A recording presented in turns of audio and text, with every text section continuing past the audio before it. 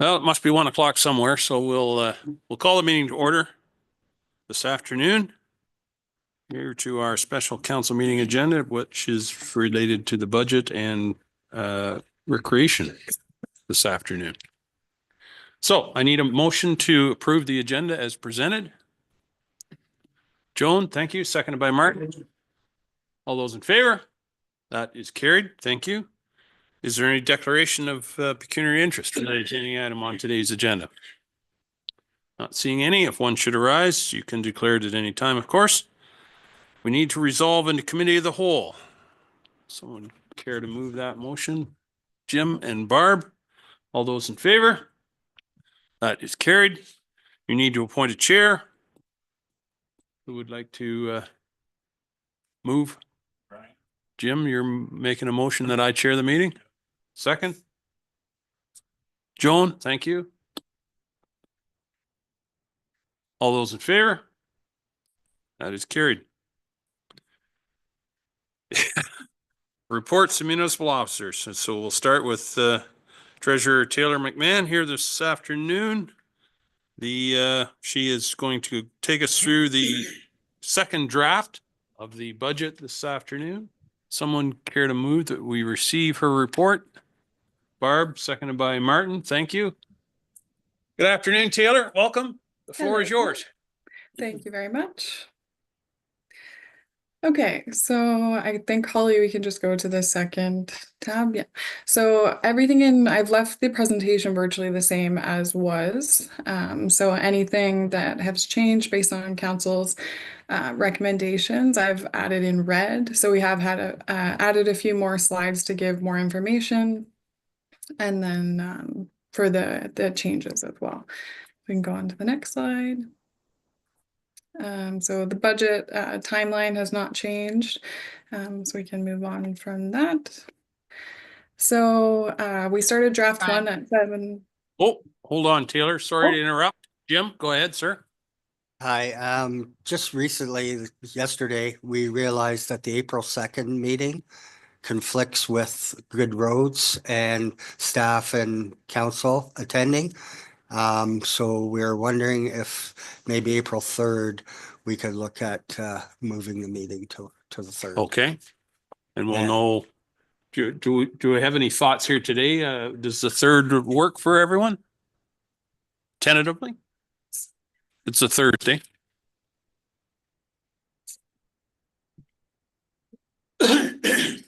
Yeah. Doesn't seem to be any problem at this end, Jim. So depending on staff's availability, or Joan, what do you think? You're good? Okay. It's up to council. If we don't want to make a decision right now, I can bring a report to our next council meeting with an amendment and we can discuss. Well, at this point, it doesn't look like it's unmanageable, so we'll leave it to staff to kind of flesh that out with the rest of staff and council. Well, if you're missing, you're missing. But isn't that the public meeting? No, this is the next one. This is April 3rd. Sorry. Yep. April, yeah, 2nd, sorry. So we can move it to the 3rd. I think so. That would be our regular. Yeah, it's our regular council meeting, which is when we are proposing that the budget be approved. Sure. Yeah. Okay. Yep. Thanks for that, Jim.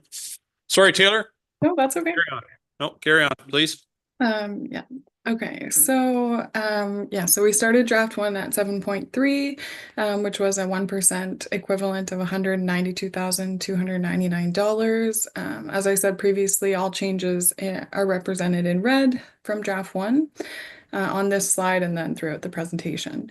So from draft one, we added the part-time position to the library for the community outreach with an increased taxation of 0.19%. We added the microsurfacing to Road 24 for $209,000 at 1.09%, and then the Durham Hospital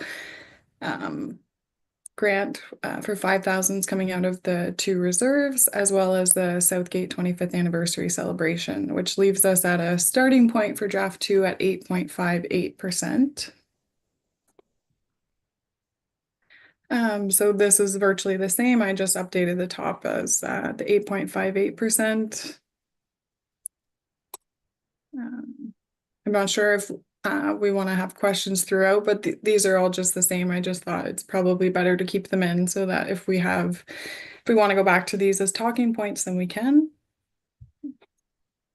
Okay, I'm not seeing any questions to this point. And then these are just the uncontrollable already approved items, which are the wages, COLA, and step increases making up the bulk of that. If we want to go to the next. I have a question now here, Lindsay, sorry, or Taylor. Yep. Barb? Through you. Hi, Taylor. Nice to see you. Hi. With regard to uncontrollable, last year you were kind enough to ballpark carbon tax. And I don't think that it included a lot of, it may not have included the fire department or, contractors, because you don't know how they're, obviously they're feeding it through on their quotes, which Yep. is creating higher than anticipated costing. Could we, for our next meeting, if that's doable, because I mean, it was in the range of 150,000 last year, but that was, I think, very conservative, Mhm. and it's only gone up. And I don't know if we're able to capture it, a little bit more, because that's something that we don't get a refund on. And that's an Absolutely. uncontrollable cost that's increasing our day-to-day operations. Yeah. The other thing is that the smart board, like the conservation authorities, we pay a levy toward, or we pay a service fee to support the smart transit. And I wondered, without looking at all of the lines, maybe we'll get to that. Maybe we can find that in the schedule somewhere as to what that was annually. Thanks.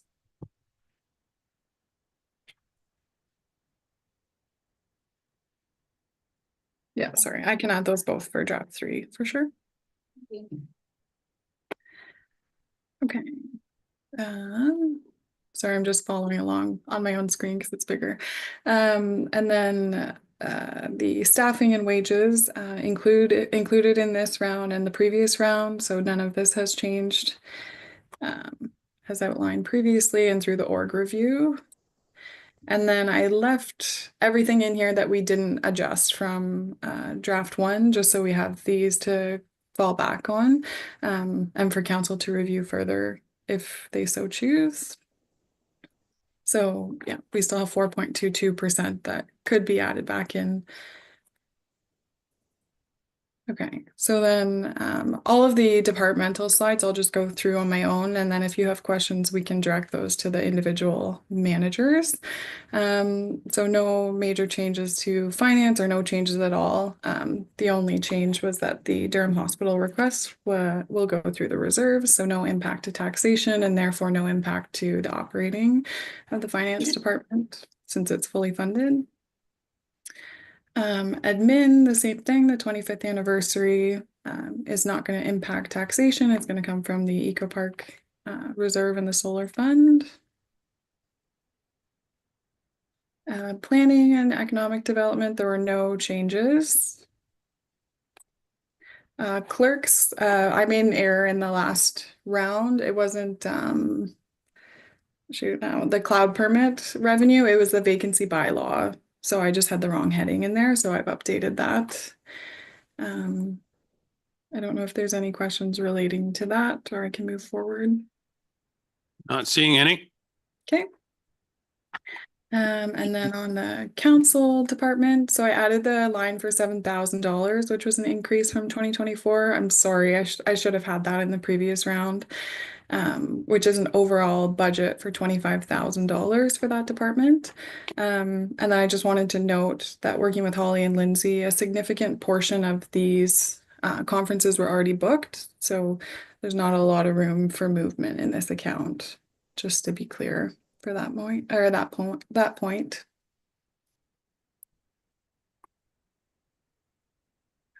Building department, there was no changes. Taylor, I wonder, and I understand that there's no impact on the tax Yep. base from building department. But I'm wondering if you should put the total operating budget number there, just so council can see it, Oh, yeah, I can do that for sure. please? Yep. Just so we know what we're talking about. Or not talking about. Please? Yep, sorry, I should have done that actually. No, that's fine. Can do. Okay, so bylaw and K9. I think Ken might be able to answer this better than I can, but there are potential changes coming for draft 3 as there are ongoing discussions with MSS about the K9 control, and there might be some changes between K9 and bylaw, how we've allocated the funds. I'm not sure exactly how much of an impact that will be, but he might be. And Yeah, through your worship, I don't have the number with me at this point, but we had hoped to have the contract to council for this meeting, but it's taking slightly longer than we anticipated. So I'm going to say we'll have it tentatively to you next meeting. Okay. We're at the end of we're at the 1 yard line, I'd say. Okay, thank you. Carry on. Okay. And then fire and emergency management, no changes there.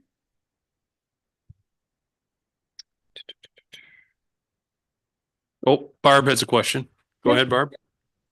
Would this be an appropriate time to talk about what is maybe not, the fire bay expansion, the fire ladder truck, I know that we were kind of touched on it in your year-end report, but we said it was more budget related and how we are going to get there because there's a timeline that we need to look out in order to plan for it, but also be ready for it and order it. Not sure who wants to. Chief Melnick, you want to take a run at that, please? I'll try and take a run at this one. So right now, as we discussed, we're in conversations with EMS to try, as you are aware, EMS is looking at a new facility for themselves, which will open up a bay. We still need to get back to that DC bylaw to update some costs. But I did touch base with Watson on the way over here just to confirm that because any of our projects that are 100% funded by development, which would be the ladder truck, for example, if we identified that we require it, we can purchase it. DC funds will pay for the loan and the interest on that loan. So that we don't have to wait for the money to put that order in, but that is also a 2 to 3 year wait time from when you order it. There's a couple different options for a ladder truck that you can do. You can pay 10% up front, or you can do final payment on delivery, which would be 3 years out. So that's the options for that one. As for the bay, we would hope EMS would leave. We could then look into what we can use their space for, and then look to design the next phase, which would be the bay expansion as well out to it. So I think EMS is within a year. They're thinking within a year and a half before they find a location. That's what we've been roughly told. We'll play that one by ear. Might be sooner. Might be sooner. So we're kind of waiting to hear back from them on what their plans are and how their projects are going to as well. Yeah. I know they're having discussions at the county level about how to proceed. At the last county meeting, we had a report on both the Feversham and the build in Durham that's currently going on. And the hope is that there'll be enough money left from both of those projects to fund the renovation project at the current TAPS building in Dundalk. Because TAPS is going to move, they're going to build a new depot up at Six Corners. And once they've moved, then that frees up space. They may only need 2 bays at Dundalk. So that would free up 3 potential bays there for EMS to move into and renovate. Ongoing discussions. You may already know all that. I'm sure you do. Yeah, no, and it's just sort of a waiting thing to see them. Yeah. I don't think a bay doesn't take 3 years to build, but I think once council decides it's the appropriate time for us to release that tender for that ladder truck, I would say within a year, we should be looking at a design for a new bay because we just have to expand it out. It's not long enough. So my suggestion, if we're staying in our current location, would be add another bay and then extend it out about 6 feet. And then At the that would solve north our end. issues. Yeah. Hopefully that answers your questions a little bit. Barb? With that in mind and understanding that there's, you know, I would say some sense of urgency because we got to wait. But would you be bringing a staff report with any recommendations? Do you need direction to bring a little bit more information, you know, thoughts on how we can get there from here? I would defer that to the clerk. I believe so. And then ultimately fire is council's decision, right? So that's up for council's I would decision. hope there'd be a report come forward, fairly comprehensive report before we're gonna spend $3 million on a set of tires. Through, It's the latter that costs that much. Oh, okay. through you, Mayor Milne, council can direct that he bring a report if you want at this meeting with the information, but it's really up to council at this point. Well, I'm hearing that there's some It sounds like you want a request for report. request for more information at the very least. Yeah.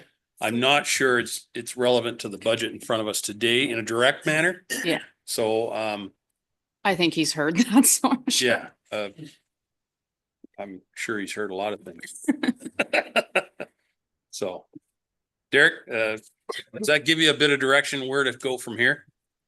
Absolutely. I could bring a staff report in the near future here, just regarding the ladder truck and the needs for it and what council wishes to give me direction at that point in time, what we Sure. want to do with it. That would be appreciated. Thank you, sir. Thank you. Any other questions at this point? Okay, not seeing any. Taylor? Okay.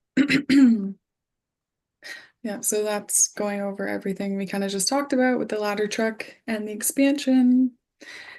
We can go to the next one, Holly. And then the changes in library or for the new position, which was added at the part-time of 20 hours. So those are the changes there at 0.19 of an increase.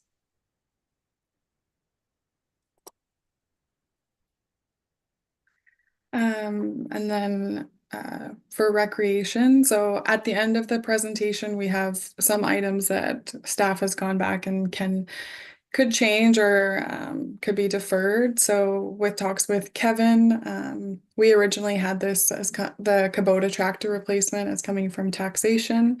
So he suggested that we switch that from taxation to reserves. The total project is $45,000. We expect a $3,000 sale of the asset and then the remainder coming from the rec reserve. Should you choose. That's not currently in the draft, but we can update it to be that. Any thoughts on that from council? Question. Do you want to? We agreed that the tractor replacement should go in the budget, but where do you want it to be funded from? Would you rather see it come from reserves as opposed to taxation? That was my question this is the recommendation. There is sufficient funds in reserves and that I just wanted to clarify that it was currently in taxation, Yep. but now we're looking potentially to fund it from reserves. Kevin, Okay. do you want to give us a little why that's being proposed? That's being proposed because every budget for 15 years, we've cut the recreation capital. So you're either going to cut the recreation transfer to reserves or you're going to cut the tractor. So save a step. We're just going to take it from reserves. Okay. Any thoughts from council? Martin? Yeah, I think it's a good idea. It's not an exorbitant amount from the reserves, whatever that amount might be, and it's definitely needed. It's certainly helping the service end of why we have budgets and whatnot. Right. So I'm okay with that. The Swinton Park accessibility for the 50, I noticed in the recreation report, you were mentioning it's not being used a lot and there's a deficit running it. Is that a mandated because it is 2025 that we have to do it? Or could that be deferred since we don't know what we're doing with that building anyway? Or we're looking at it? My recommendation for that is let's get a staff report coming. For what you're going to save in that facility, because that was coming from reserves anyways, and operation. At this point, it's not going to affect your budget or your taxation percentage the way it is. So I would just, my recommendation when we were discussing was it's not really an issue in budget. So why make it an issue in budget? Okay, go ahead. You're good? Okay. Any other thoughts on, well, either one of those or any three of those or any one of those three? Barb? So the contribution to the North Wellington Aquatic Center, I do appreciate the donations fund, the community fund report that we got in council, sorry. I would like to consider this, have the discussion about committing to the 50,000. What was that? What did I send you? Lindsay, committing to the contribution over 5 years for a total of 250,000 to be funded 50% from Southgate Solar and 50% from the Eco Park, because it doesn't prohibit any resident of Southgate from using the pool or taking lessons. But there would be some conditions attached to it. One being that we hold the money in reserve until such time as they are breaking ground, so that you know that it's going forward, not giving them post-dated checks. Two, that we send a request to Wellington North Council to waive any non-resident fees with regard to Southgate using the pool, whether that's through general or lesson, so that we're not continuing to pay for those lessons over and above what our contribution is. That way, and given that the Community Foundation Grey Bruce will be going away, there'll be less of an impact on those community funds, although I'm sure the Community Foundation Grey Bruce will be hoping for us to continue those contributions. But that is my recommendation. I believe I sent Lindsay a possible resolution, which we can address later. But open it up for discussion. It would have no tax impact because it would continue to come from our community funds. Thoughts on that, council? Martin? Yeah, I like the idea of putting it in our own reserve until they do put their spades in the ground and get it going. I think that's a good idea because we certainly don't want to see that money go to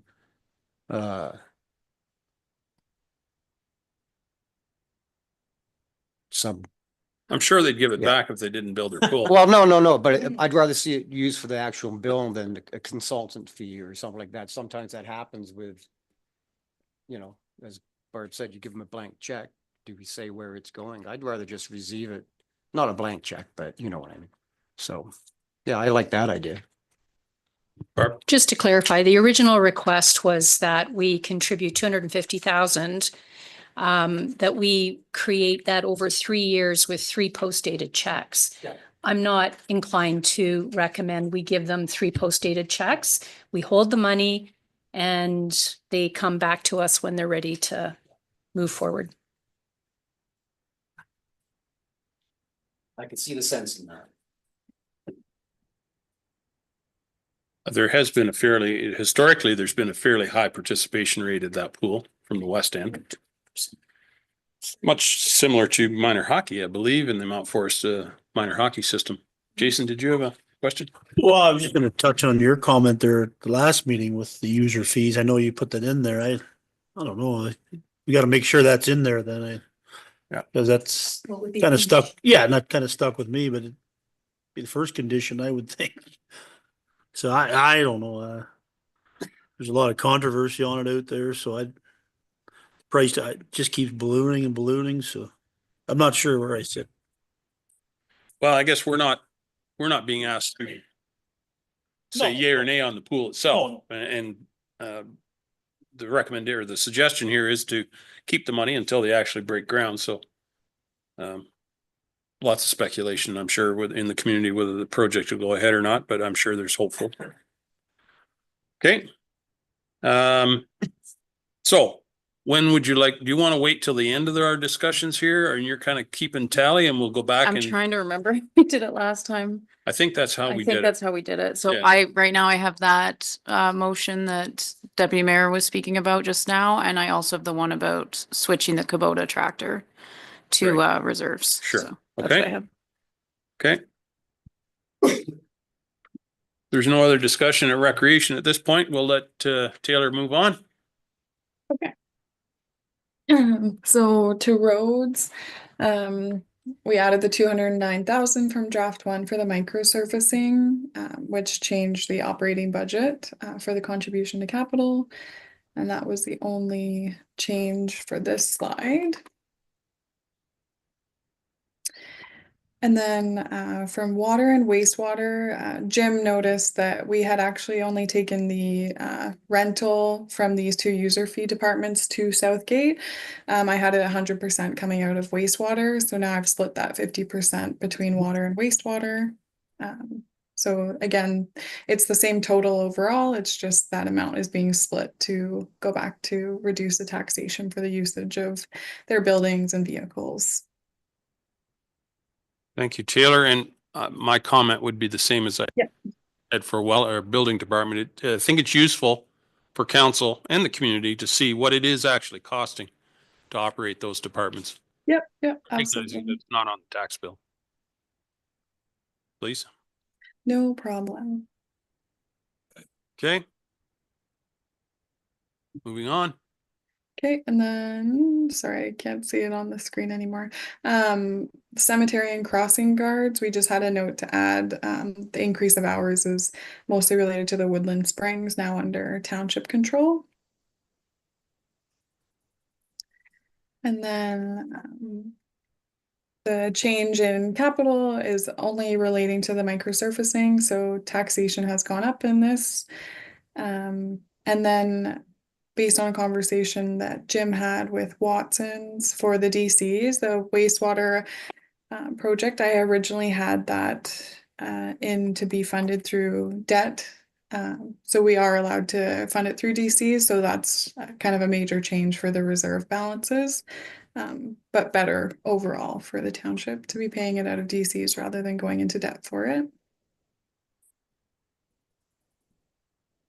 Okay. And then this is the same for the landfill. And then the items for consideration for roads remain the same with the micro surfacing taken off, as we've already added that back in. And then Just hold on, Taylor, for a second. I wanted to talk to John about the sand shed replacement.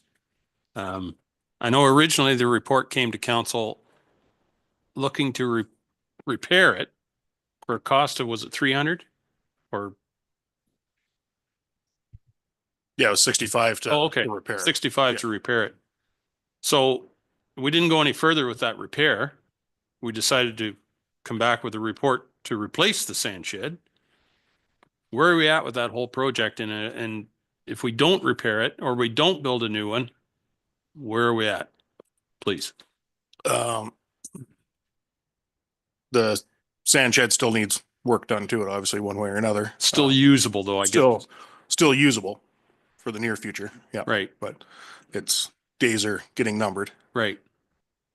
And we do have a agreement with Grey County this year to store sand at their shed out Southgate Road 12, but In addition to this? yeah. Yeah.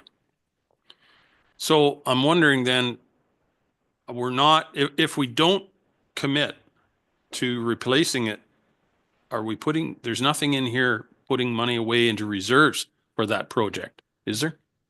Not currently, no. No. So I don't want that project all of a sudden, you know, I don't think it's going to fall down, but I don't want all of a sudden to have no use of it. So what does council want to do to avoid that happening? I'm going to suggest that we either commit to the, you know, part of the project and put something into reserves, or we actually add the project on. Although I can see the impact on the tax rate is significant. Martin? Yeah, when I first saw the 600,000, I was thinking, you know, could you do use it as a placeholder item where you would put 100,000 this year and then just kind of see how it lasts, because it was just leaking, right? Or is there major structural?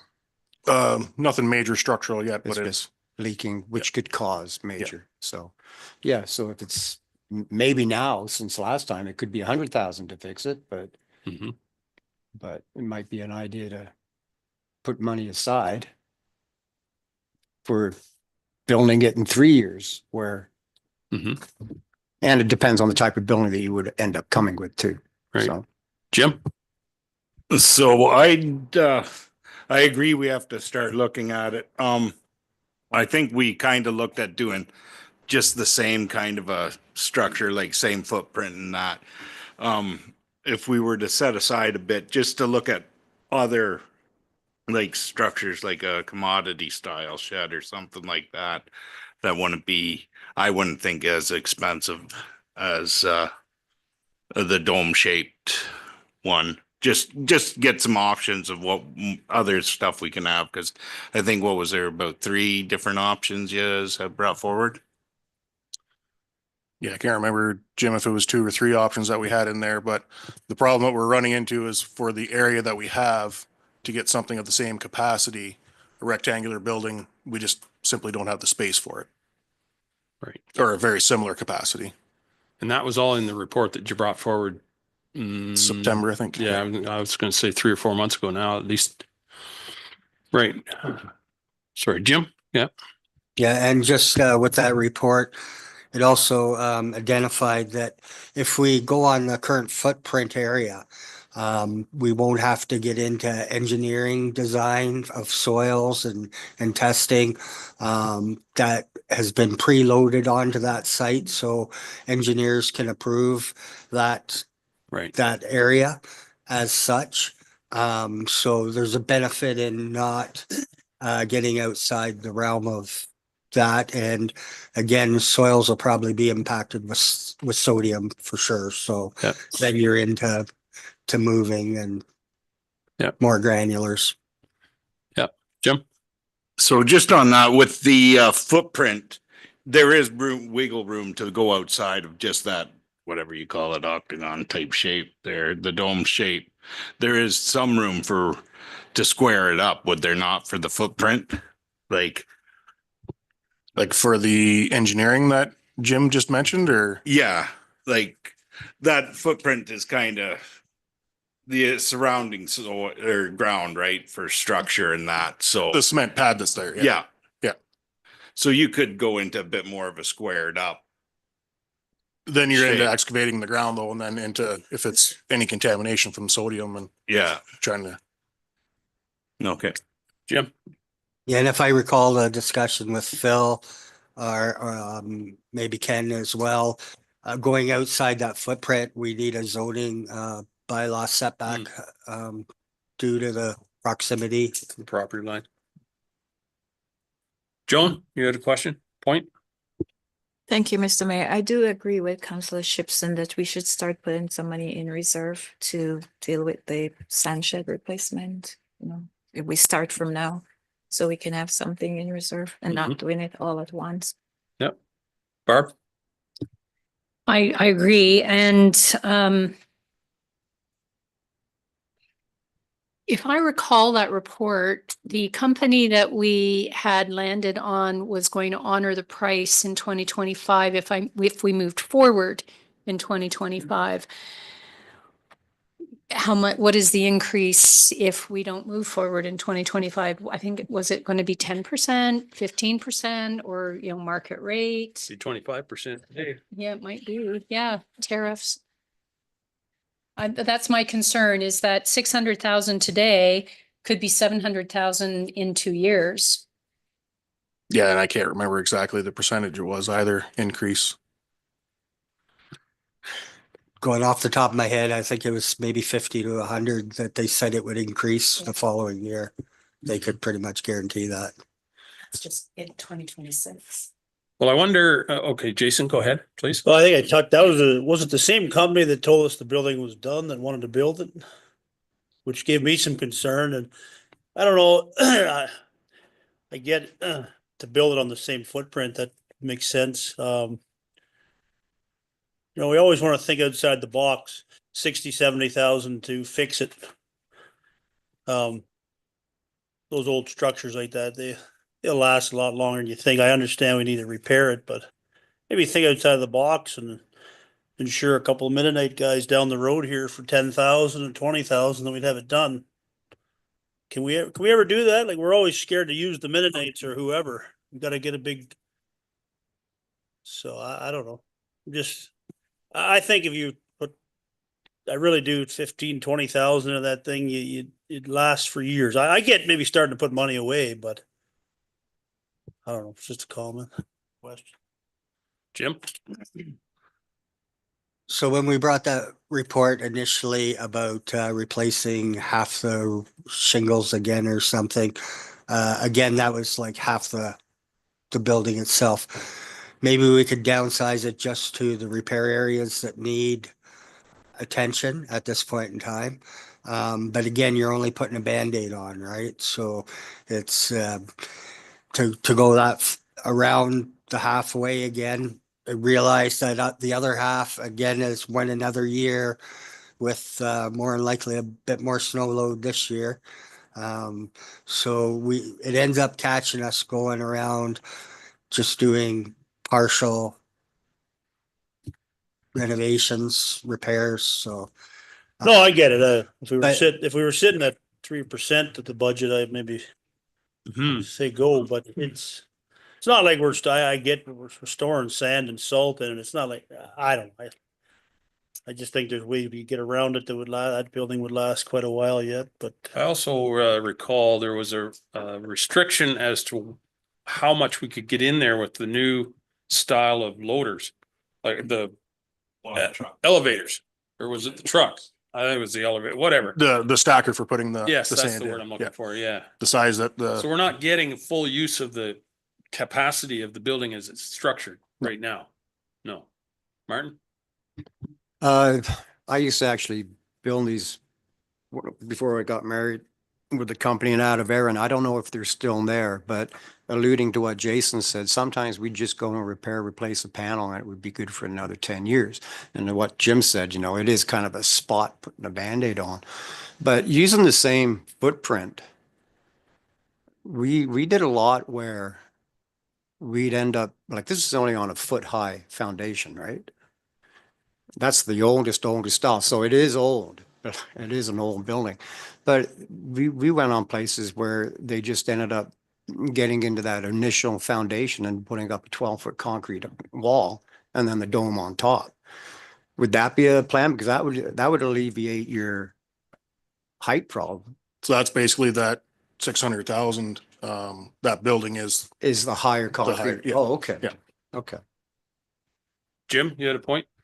Yeah, just remember that our backup plan is the county shed. We do have opportunity to go there. It's just a bit of inconvenience taking equipment there.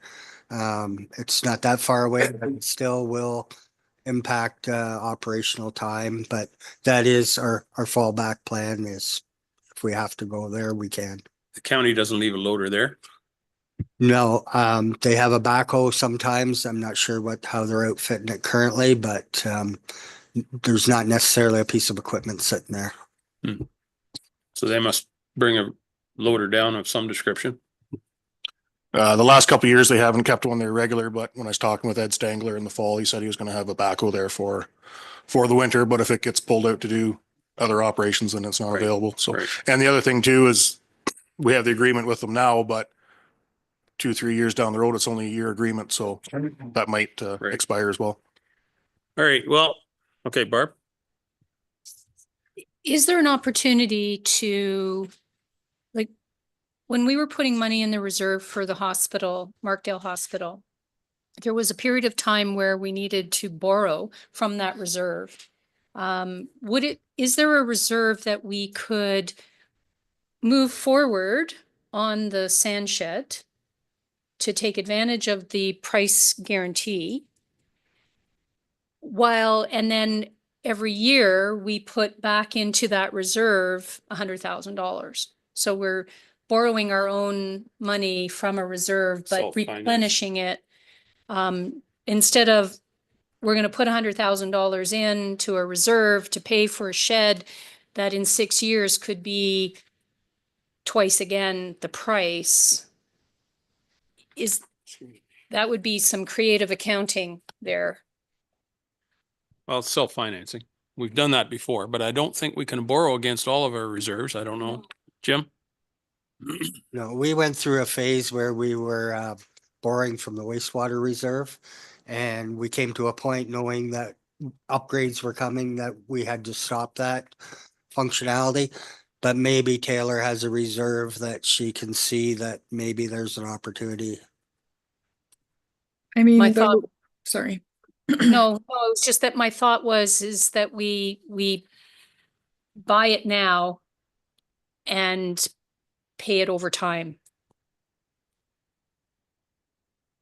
So with this budget, just looking quickly at the reserves, what could handle that? Like the roads reserve net at the end of 2025 will be 934,000. So we could fund it out of there. I mean, it would just virtually wipe that clean for any use for 26.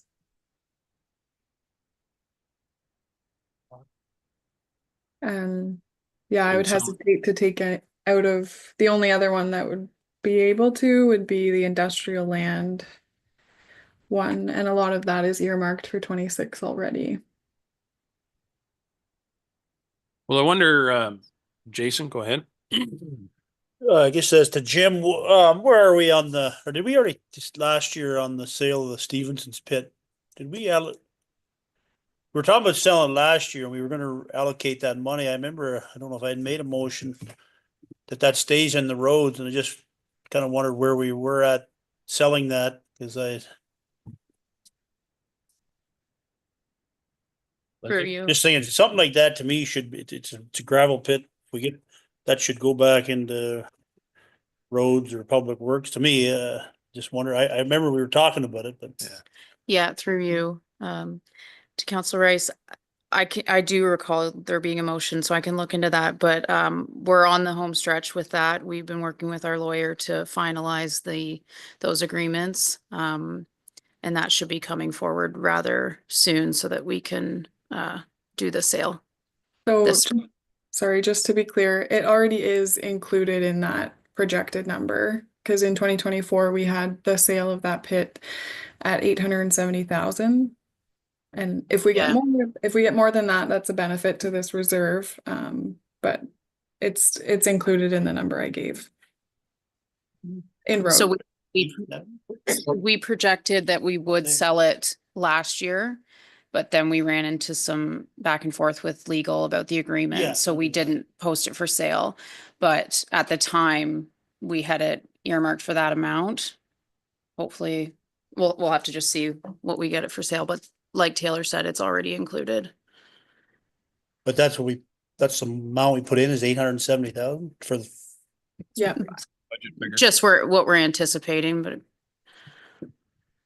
I believe it was 1.2 million, but a portion of that was to fund the restoration of the other pits. Right, Sorry.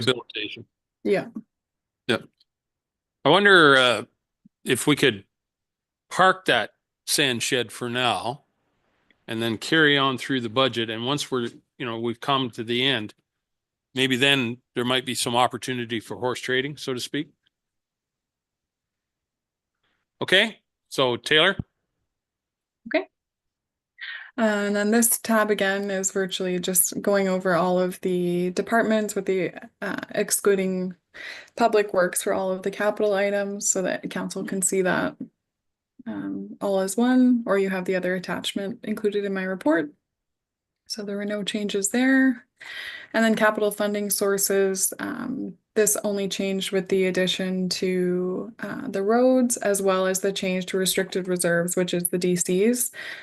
So then that significantly changed with the change for the wastewater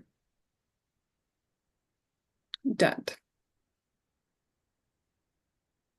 Okay. And then at the 8.58 increase, that's a $373 increase year over year, $31.11 a month. And then based on draft one, the conversations we were having, so this is equivalent to $131 per year increase per 100,000 of assessment. So the Southgate rate is 1.097% multiplied by the assessment on everybody's tax bill, and then the proposed blended rate would be 1.66. So for every $100,000 of assessment, you would multiply by the 1.6677 to get your property tax bill for the year. So per 100,000, that would be $1,667.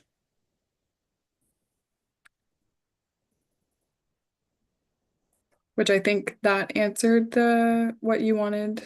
Yep. No, that. Okay. That you're counting on me doing a bit of math, but that's good. I can do that. No, that's fine. Thank you. I can add in the actual math for draft 3. No, that's fine. That's fine. Thank you. Okay. Barb, you have a question? Oh, sorry. Barb has a question. Yep.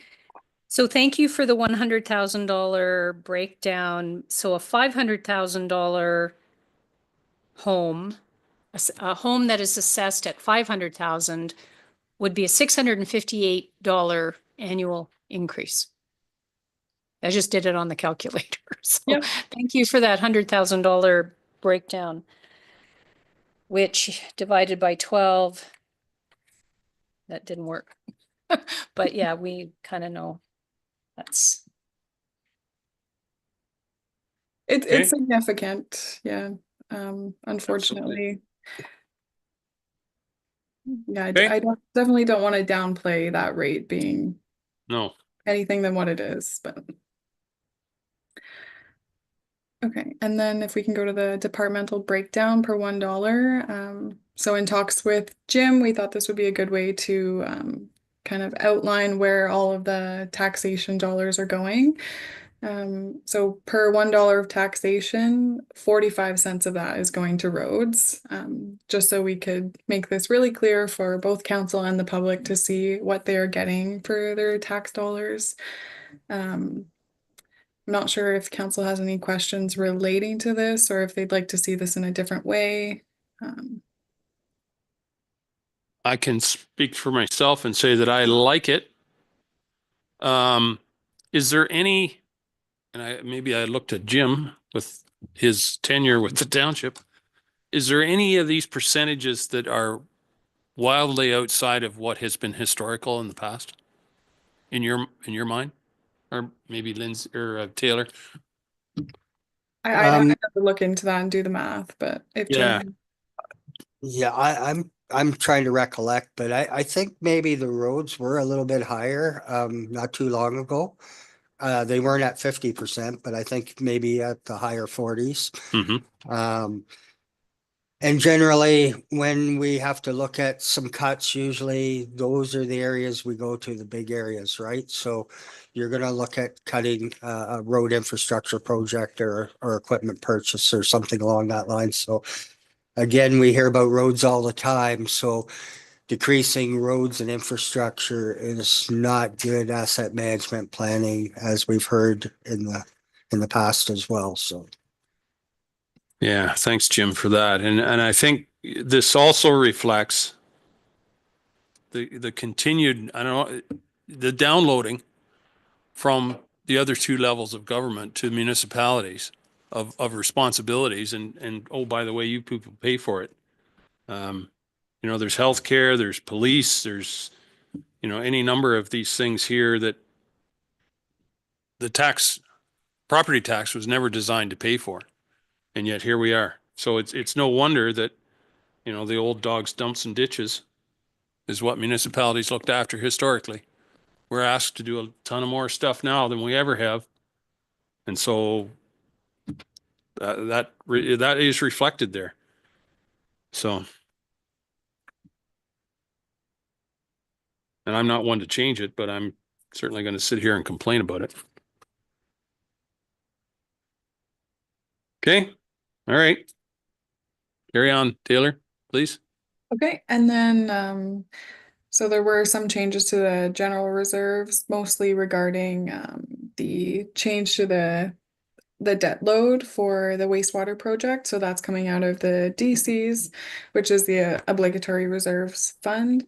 There were the changes relating to the Southgate 25th anniversary and the Durham Hospital, which I think I have to review the Durham Hospital one since that was already out of approved funds. So this is a bit inflated. And then, yeah, so there was just, and then the small change coming out of the roads reserves for that capital project for microsurfacing. Right. This is quite a bit different because I think it was at 26.3 where we left off with draft one, but. Okay. Oh, Jason has a question. Go ahead, Jason. Just on the reserves at 25, seemed kind of low, the reserves in the, was it the road budget? I forget what we said. Was it only 900,000? I just thought it seemed low.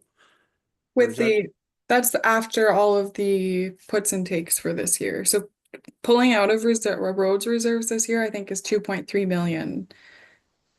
So that's a significant draw on that reserve.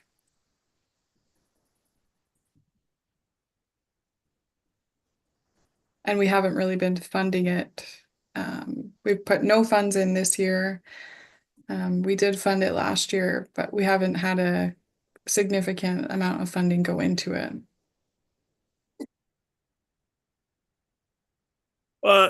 Probably should know, but how do we decide how we fund the reserves? How we fund the reserves? Yeah, like which? I think in the past, like prior to even 2023, it was based on always having a certain amount of capital spending, and Jim may be able to answer this better than I can. Having us, like, say if we were always going to have $5 million of capital spending for the year, then we would fund the remainder from reserves. Like if we had to spend 6 million, we would bring 1 million in from reserves. It's just that the capital projects have gone significantly up from what I can see. And then with the 10-year capital plans, we do put in for certain projects to come out of reserves and then plan for funding to go in, but sometimes those come out in the draft process because it just makes the tax rate unpalatable.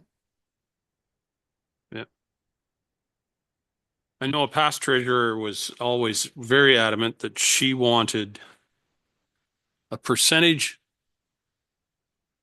The heck was that now?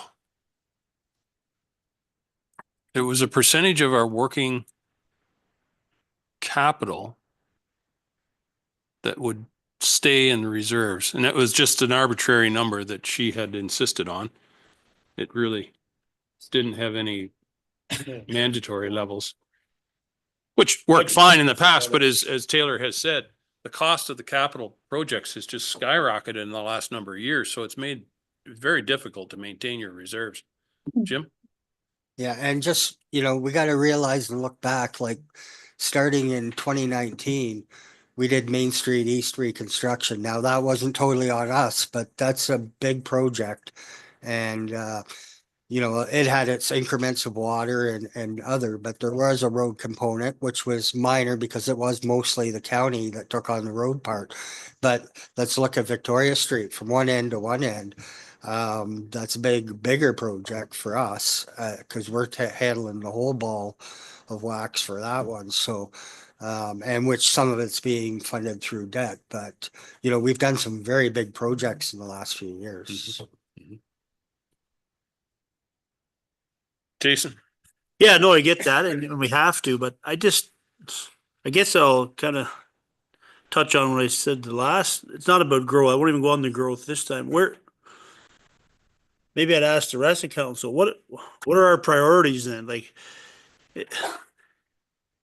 we can't just keep taxing and taxing and like, where do we make some cuts? I really think it's time we have to sit down and make some hard cuts. Like, you know, what was it? Well, you said on a $500,000 house, $600 a year. So none of the houses are worth that anymore. Hardly they're more. So it's just like, I don't know. You can't just keep reaching in people's pockets because we see what's happening with what happened yesterday, and it's going to get bad. And so we might have a lot more arrears coming. I don't know. I think we got to take a hard look at what we got to. Well, that's what we're here for. I know. Well, And so, I'm asking for some ideas then. well, there's the circle of options. You pick one of those, because I honestly do feel that we're done nickel and diamond each one of these, because they're all important. But I think we're at a point now, we're just not gonna do a library. Sorry, Lacey, Well, pulled what's that- the most important, I guess, is what I'm asking. I the just rest of pulled that one council. out of the air, but, and I'm Yeah. not suggesting we close the library, but you know, is that what we do? Or we cut the recreation department in half and just say, we're not doing that? Well, I don't know. I don't know either, but I think like when I look at that graph, yeah, that I see that on the roads, but that's like, you know, I hear the odd person say, "Oh, the arena or whatever, or the library," but it's roads. You got to get to where you're going, and you got to have the infrastructure. Yeah. So to me, that's number's not that scary on the road, but I'm not sure where to cut either. But I think we just gotta like 8%. Wow. Significant. Martin? Yeah, I'm the first one to say, don't want to really take anything away from the roads, but what we talked about today with the 10-year plan and the way you chop and change, between you and Jim, are there any projects that could be deferred till next year from what you're putting in? And in Jason's point, trying to, and I hate saying that, I really do, but You could always put something off till next year. It's just a matter of it's gonna but you be. gotta pay for it anyway, Yeah. next year. That's. And, yeah. and the way I've kind of structured it, especially the Side Road 49 project, doing those 5 blocks, sure, maybe the top block or even the top 2 blocks could get put off for another year, but you're going to find a lot of savings in doing the work when you have a larger project all in one go. And the 2 other paving projects, Southgate Road 26 and Ida Street, those ones they can't get put off there, and they're in bad shape. So. Jim? Sorry, go ahead. So the one I got, so you have a tandem truck on here, to replace for a plow, I believe. And I believe you had said it was a 2012 model that you're replacing. Is there a lot of issues you're having with this truck? Like, what's the repair per the last year or two? Or is it just because it's getting older, you wanna, like, is that something we could move off? And same, you have a pickup truck down here. Is that something we could put off for a year? Like, I know it's not fun, but you know. The pickup truck, we probably could. The plow truck, we sunk a lot of money into that one last year in repairs and maintenance on it. What was the major issues with it?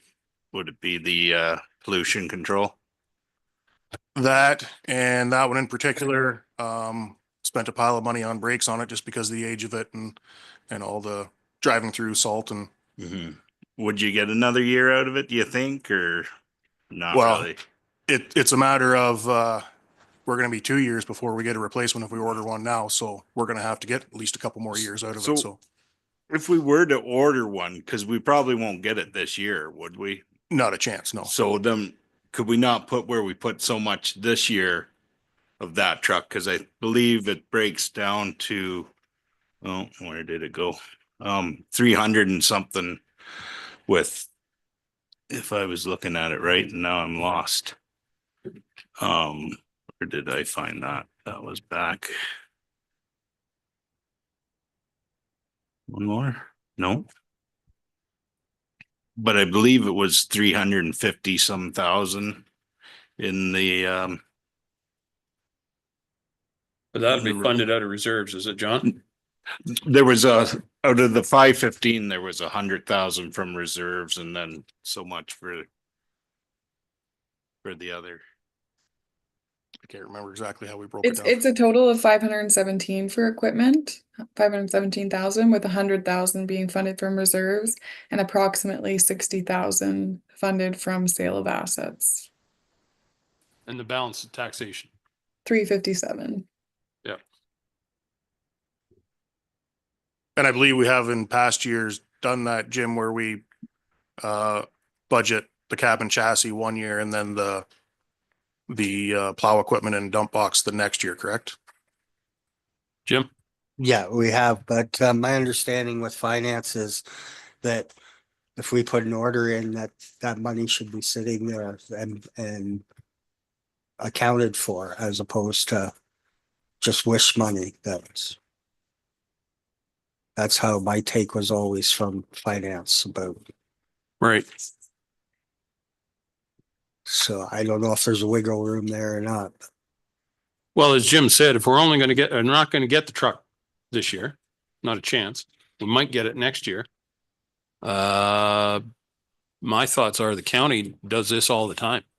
They'll put half of the amount in this year's budget and then the balance would go in next year for that project. Taylor? Yep. Do you have any concerns with that? I can't think of any off the top of my head. Perfect. No. But I mean, if we pull I back, don't we see an pull back issue. 150,000 even. And say we're only gonna fund half of that truck.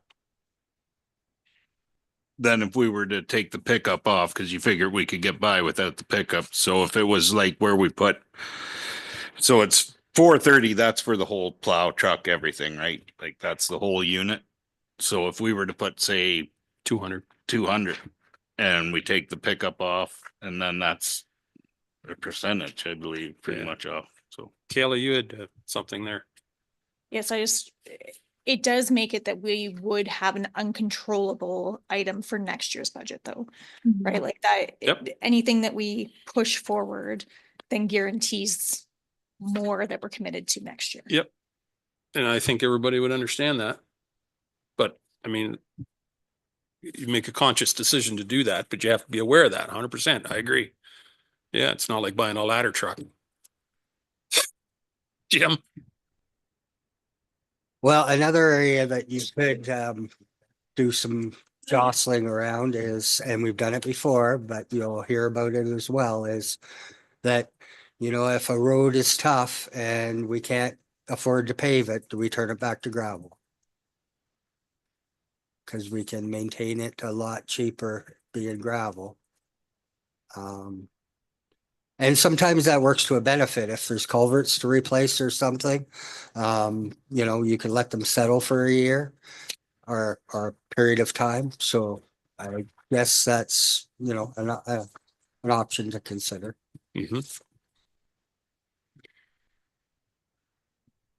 And I had a conversation with the clerk that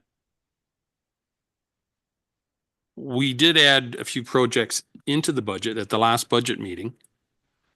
But if we're not certain, given the enormity of the budget in front of us now, the entire thing, we could pull back on those items yet, and it would not be considered a reconsideration vote. It would just be because the budget hasn't been set in motion yet. So for example, Jim, your notion at the last budget meeting of adding the 209 for the surface treat. yeah. If we decided, maybe we're not going to do that, then we could do that. So if we were to pull that off, how long has that stretch been? Because it's 5 years or something. You want to be on top of it, I believe.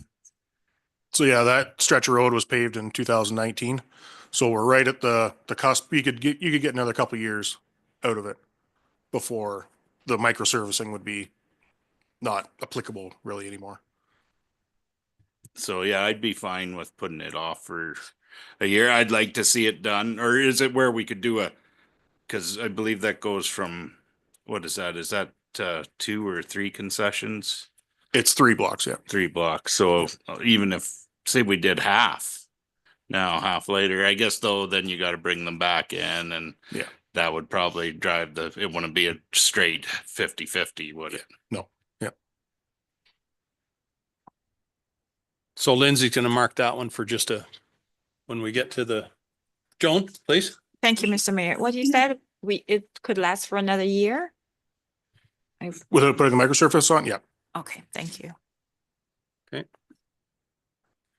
Taylor, just before you go to Martin, Taylor, are we essentially finished your presentation of the budget?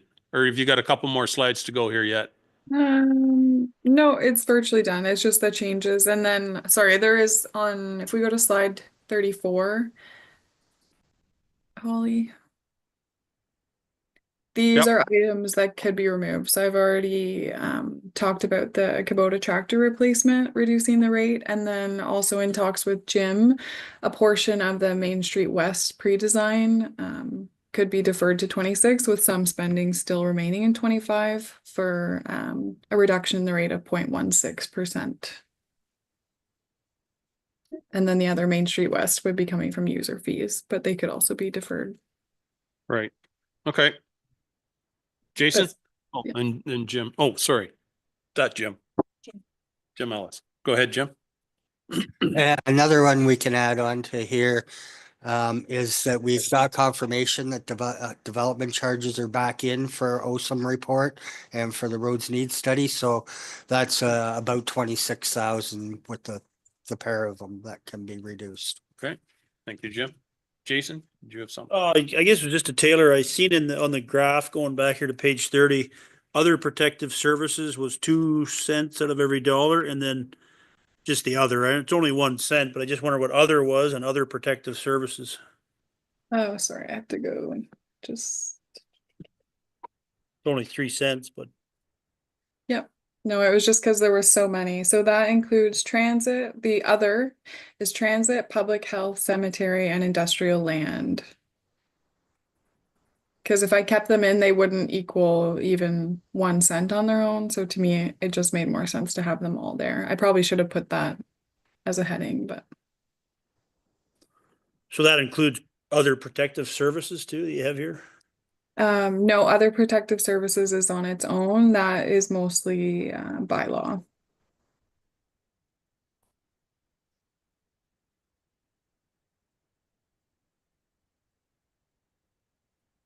Okay. Martin, you had a question.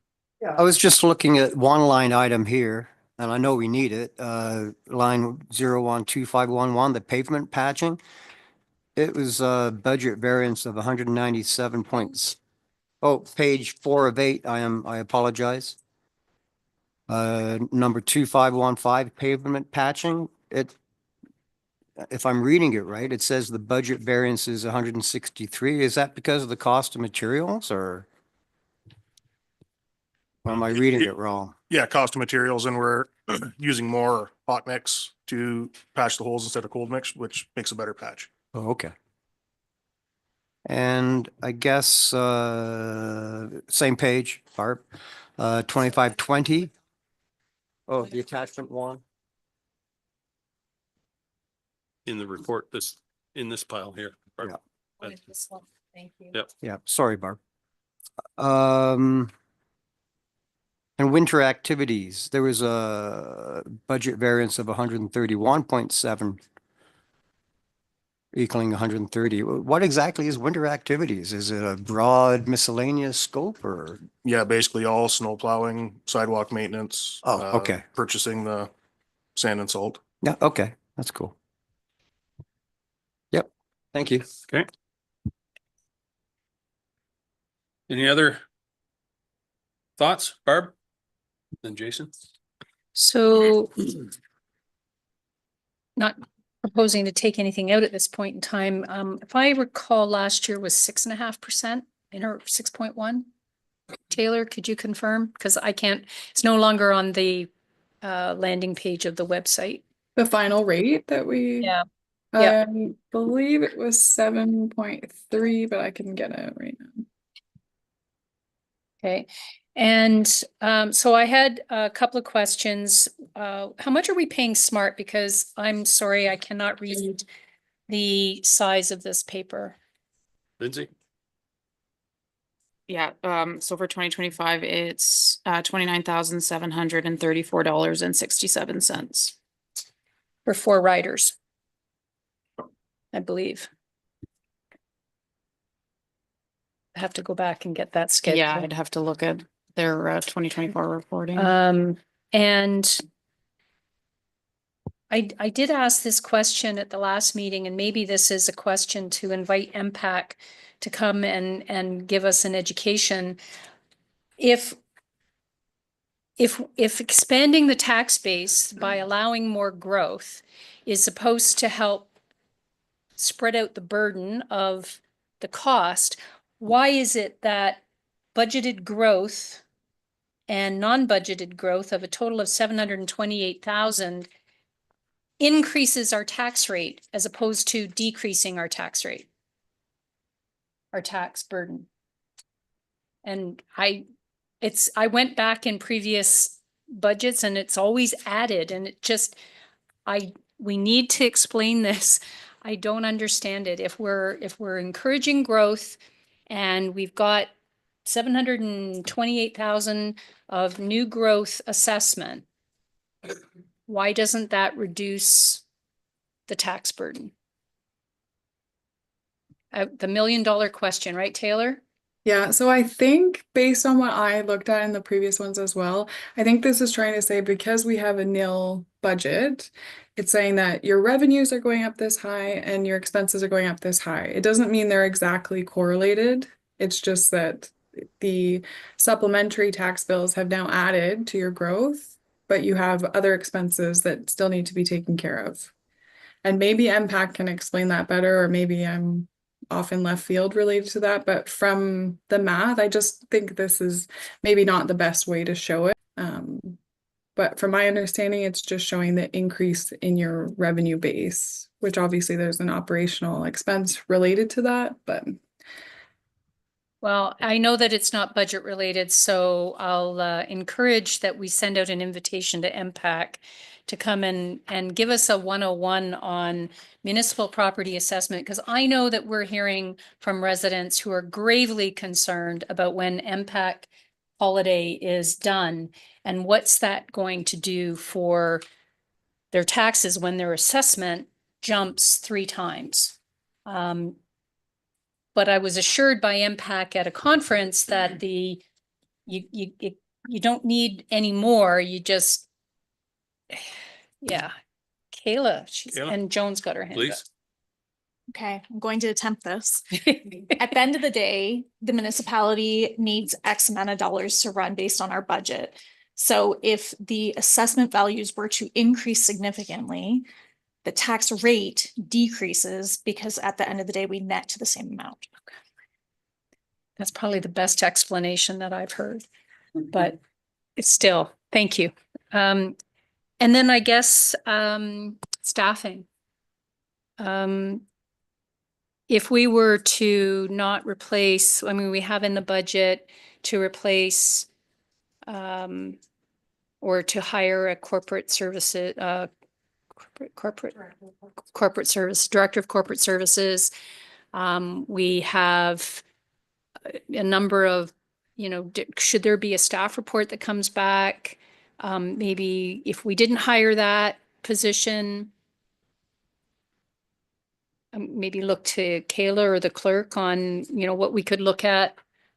You just brought something up here, right? Staffing additions. If we didn't do that.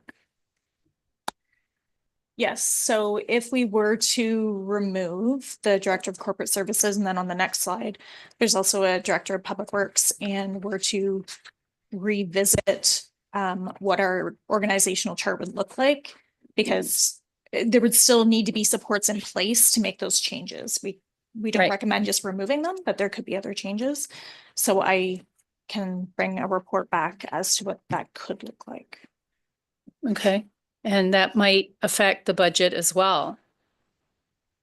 Yes, absolutely. Okay, thank you. Thank you, Kayla. Did you have something, Lindsay, you wanted to add? Joan, you had your hand up. Go ahead, please. Thank you, Mr. Mayor.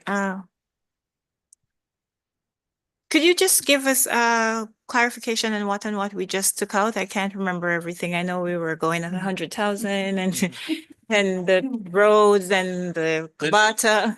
Yeah, that's a good question. Lindsay was keeping track of I those. was trying to keep track, but I kind of lost it. So we were gonna come, once we were Okay, largely finished our debating, we were gonna come back to that list and go through them one by one. okay, thank you. Lindsay, or maybe are we at that point yet? Jason? I just had a question. for Yeah, John. go ahead. Yep. Page 3 of 8, John, on the attachment. Just had a couple I'd circled there, street patrols. Just wondered, and then, roads, training and mileage. Kind of wondered. So the patrols is the winter patrol, checking the roads out. And then as well, we have to patrol all of our roads once every 7 days. So that's just the wages going towards us doing that. And then the training one is we send staff to road school and other training just to keep them up on. Yes, I noticed they're both gonna be up quite a bit, so it was, yeah. So the patrolling, we're doing more patrolling then, or? Yeah. Yeah. So we've added the second patroller in the Second, winter yeah, time. well, I knew that, yeah. Yep. Yeah, okay, I'll leave it at that. Martin? Yeah, just something to think about. I don't know if it's possible or if it's even the right thing to do, but Kayla, with your report from the two budgets, from the Vibrancy Fund, Solar Fund, and the Dundalk Fund, the Community Vibrance Fund has, you say here, over 300,000. And when you read what that fund is for, it's energy, sustainability, recreational facilities, protective services, roads, so forth, property tax relief for residents even. But with the additional proposed items like the draft one, 50,000 for Derek's compressor. And I'm assuming it's an insulated door for the garage. Could they not be funded out of that fund? Because it is part of what it says, what it's supposed to be used for. Energy sustainability. You're getting an insulated door because there is that program where you have to show the government how you're keeping your gases low and efficiencies and all. So is there any way those two could come out? That still leaves over 200,000 in that fund. Is there any viability to that? And that takes it off because it only comes out to half a percent, but that's still 80,000, 90,000 or something. Mm-hmm. Kayla? Yes. So as long as my understanding is, as long as it meets those criteria that are listed in that report, then it could come out of that fund. And as far as the Dundalk Fund goes, it didn't seem to have as many parameters around it. So I believe it's up to council's discretion how it's spent. That's why I just mentioned the Vibrancy Fund, because they actually listed for, and I wouldn't want to see the compressor break down on the need of it. Yeah. So something to think about, I guess. We used to have what we called a one-time fund. So if there was an item, capital budget or a capital budget item that was a one-off, like a compressor, then that would be eligible to be funded from that fund. And that's sort of what these funds are like. And I would encourage staff to go through the budget again, and if there's items in there that are one-offs rather than a recurring every 2-3 years or even every year, then maybe they should be considered to be funded from those funds. Barb? Excuse me.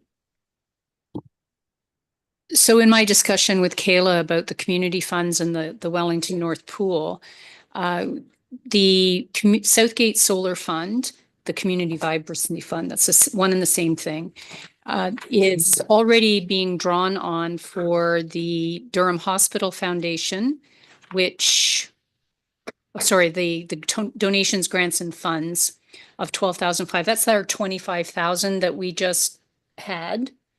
That's annual. The Community Foundation Grey Bruce is 15,000, which will end after this year.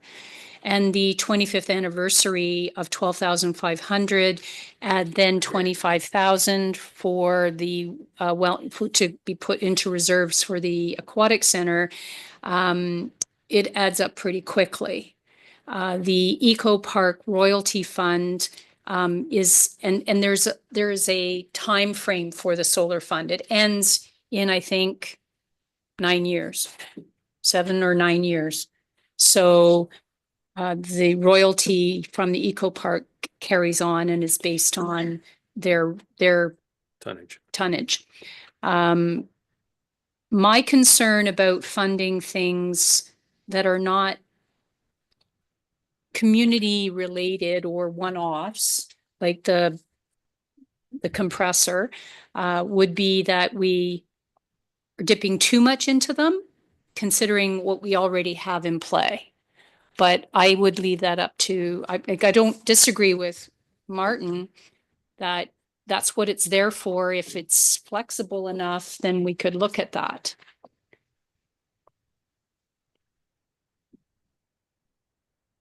Okay, thank you. Well, let's start through the list as to, for what we've got so far. And we can see where we're at once we get through the list.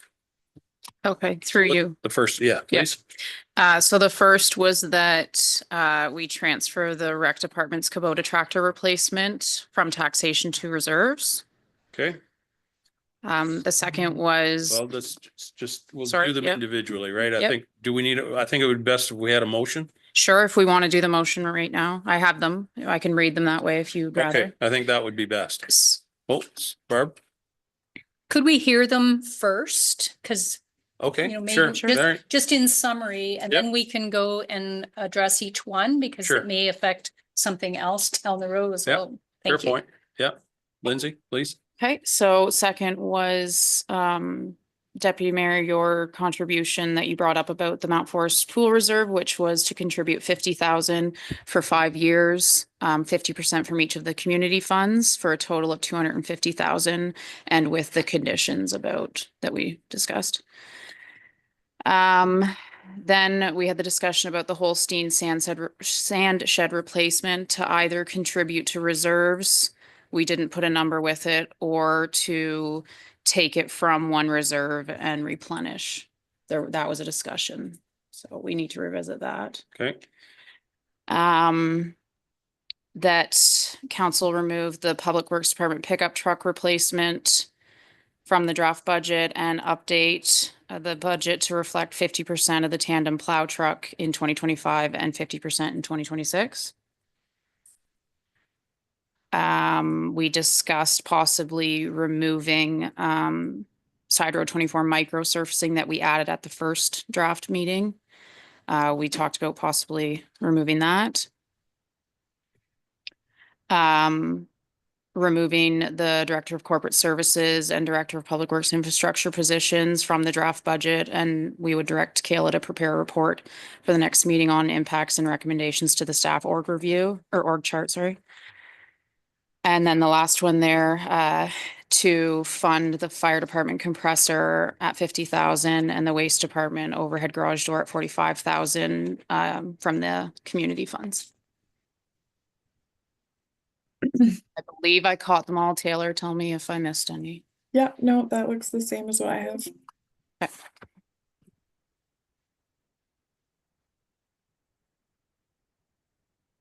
Oh, sorry. So there would be the roads needs study would be covered by DCs Right. rather than taxation. Oh, yeah. just to revisit. I wouldn't mind. 50% of the roads needs is DC recoverable. I think I think maybe to add on to the list, we should have maybe a little more discussion on the notion of adding a position at the library. So put that on the list as Okay, well for sure. reconsideration, Yeah. please.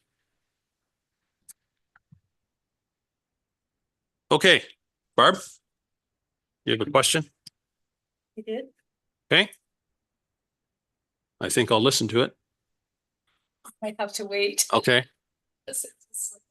Well, let's, Do we want to go back to the top then? Yep. Okay, so our first one would be it resolved that the committee recommend that council direct staff to transfer the recreation department's Kubota tractor replacement in the amount of 42,000 currently funded through taxation to be funded from the recreation reserve. Taylor, is that right? okay, someone moves that. Barb, second by Jim. Thank you. Discussion? Not seeing any discussion. I'll call the vote. All those in favor?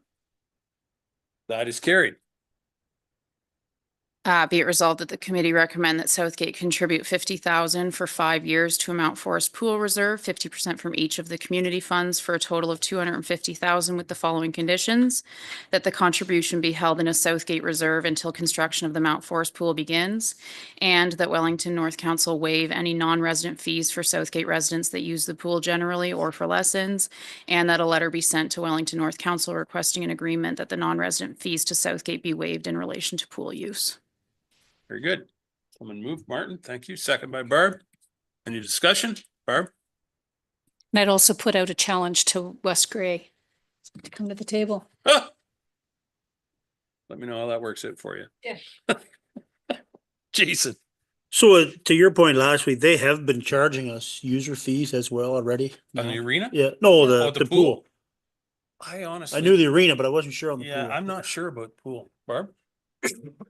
Yes, so I did check with Wellington North and to confirm, Kevin was within, dollars. Good guess. So at the end of, when just prior to the pool closing, if Southgate residents took lessons, this didn't cover general use, so you go and you swim. But if they took lessons, they did not get charged, the individual did not get charged a non-resident fee, but Southgate got a bill at the end of the year for however many Southgate residents took lessons. And it came in around the $800 to $1,000, depending on the year and the number of users. So it's not a significant amount, but it's an irritant. So we're not using it that much then, really. closed. No, but Yeah. when it was, no, I know, yeah. Yeah, when it was, Yeah. but it's based on how, and about, the email said, I think it said between 19 and 22% of their lessons were with Southgate residents. So 20%. Yeah.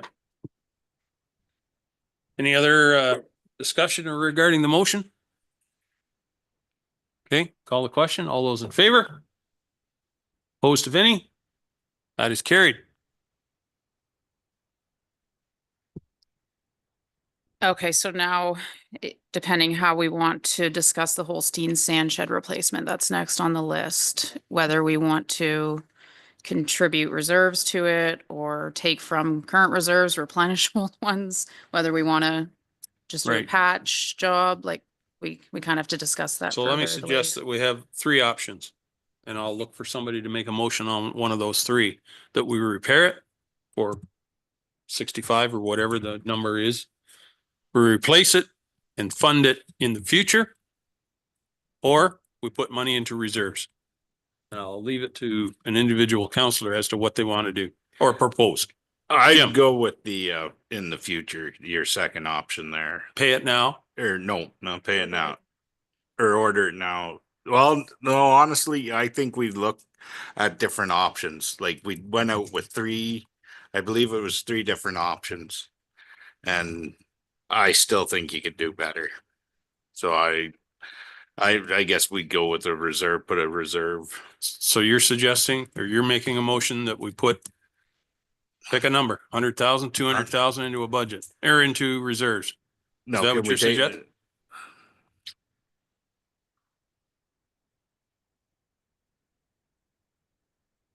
what about 50? Put 50 in for now, just to start Your looking motion. at stuff. So yeah, 50 into the. You want to put To the reserve. 50,000 in the reserves this year? Yep. Okay. Seconder? Not seeing a seconder, so the motion fails. So now we're back to, like I said, I think we have three broad options. We either repair what's there, we replace it and fund it going down the road, or we put money into a reserve to replace it in the future. Thoughts, Martin? If it can be patched and then just put the money in like the reserves for the future, the second one you mentioned. So you want to patch it and put money in? Yeah, the if you reserve? could patch it, and if it needs to be patched, the 60,000, then why not do that? And then it should be 50,000 wouldn't do anything, and then put 100,000 into reserves every year for building it, getting it done. Okay, So I'll make that. okay. Is there a seconder for that motion? Sorry, Martin, so you want to fund the repair? Yeah, fund the repair. Because it's needed now. And also put Let's put 100,000. 100,000 in. I know that's almost one, half a percent roughly. percentage point of the taxes. Anyway, future so we replacement. have a motion to that effect. Is there a seconder? Joan will second it. Discussion. Barb? So we're looking at patching and putting money into a reserve. We already know that at a minimum, it's going to be 600,000. So it's going to take 6 years before we can minimally replace that sand shed. Is it going to last? Can't say for sure, for certain, but it would be at the end of its lifetime. So the $65,000 investment, if that's what it costs to repair it, would give us another 3 or 4 years of life. Potentially, yes. And that was $65,000 last year. So we would have to retender it again. Yep. I don't know what the amount Yeah. would be this year. Yeah. Okay. Barb? And I'm not in favor of, we got a very detailed and extensive report with the options that Jim Ellis brought forward last year. Based on the footprint, based on the ability for capacity and getting equipment in there. We agreed at the time on the type of unit that we would have to replace it with. Maybe in 6 years, there'll be, something better or some clever concept that we can replace it with. But I am very concerned that we can replace it or we get up there and we get it quoted and it's 100,000 and then in a year and a half, it collapses. And I'm very concerned about pushing it out 6 years. I'd rather see us get it done, rip the Band-Aid off instead of patching it and borrowing it from future year and just borrow it from reserves and put the $100,000 in for the next 6 years. Because the building is going to be a good 15, 20, 25 year life. At least, yeah. I would hope so. Oh, yeah. So, yeah, at least. Because it'll be steel instead of shingles as well. So you won't have that having to reshingle. It's an every investment in the 15 years. future. Yeah. So either we put $100,000 in reserves now going for 6 years and the building costs $800,000 in 6 years instead of 600, or we do it now, borrow from our reserves and put $100,000 in for the next 6 years just to replenish those reserves. I'm not sure if, we have those reserves, Taylor, but that's my concern. I think Taylor, I think you did assure us that the reserves were available, but They- just. Yeah, they are this year, but that would penalize next year. Okay. Jason? How much of the roof, John, do you think personally what you think needs done, or is it what they told you? I'm just wondering, like, how, Oh, be a good day to go out and look at it, I guess, when it's raining and see, but yeah, at least half of it needs done. Yeah. plywood and shingles, or Shingles for sure. Probably at least a quarter of it needs new plywood. Okay, so the motion is, as well, Lindsay, please. Technically on the table right now is that committee recommend that council direct staff to fund the repair of the Holstein sand shed replacement. I should have an amount in there, John, an approximate amount of 65,000, I think, I think that's what they bid last year. The in 65. 2025, and contribute 100,000 to reserves yearly for the next 6 years for future replacement of the building. That's what's currently on the table. That's what's on the table. Exactly. Okay. And that's what we'll be voting on here in a second, unless somebody makes an amendment. Okay, go ahead, Barb. That would have to go out to tender, you said, John? Yes. The So we- repairs. So we don't know exactly what the repair will be. No. Be a minimum of 65. Jim? Yes. So going this route, you're putting 25% into an old building. And part of that money is going towards the new, but wouldn't you want to go all the way rather than just delay the Inevitable. obvious? Yeah. Jim? You're, Yeah, that's what I was going to say. You're kind of throwing money, good money at bad.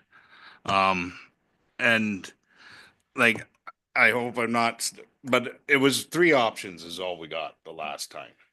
I believe it was 2 or 3. For was replacement. all we got. For- And most, the MTO counties are all moving away from the dome style and going to like a commodity shed style, square walls, 12 feet cement walls, 10, lot more room. You can pack more in than in a, octagon, whatever you want to call it, shape. And I think if we're going to look, we take a real look at different options than the standard dome shape. And I get the footprint and all that, but I think we could do a lot better on the type of shed we put up. so what you're saying is you don't support the current motion? Okay. No. Just to be clear. Martin?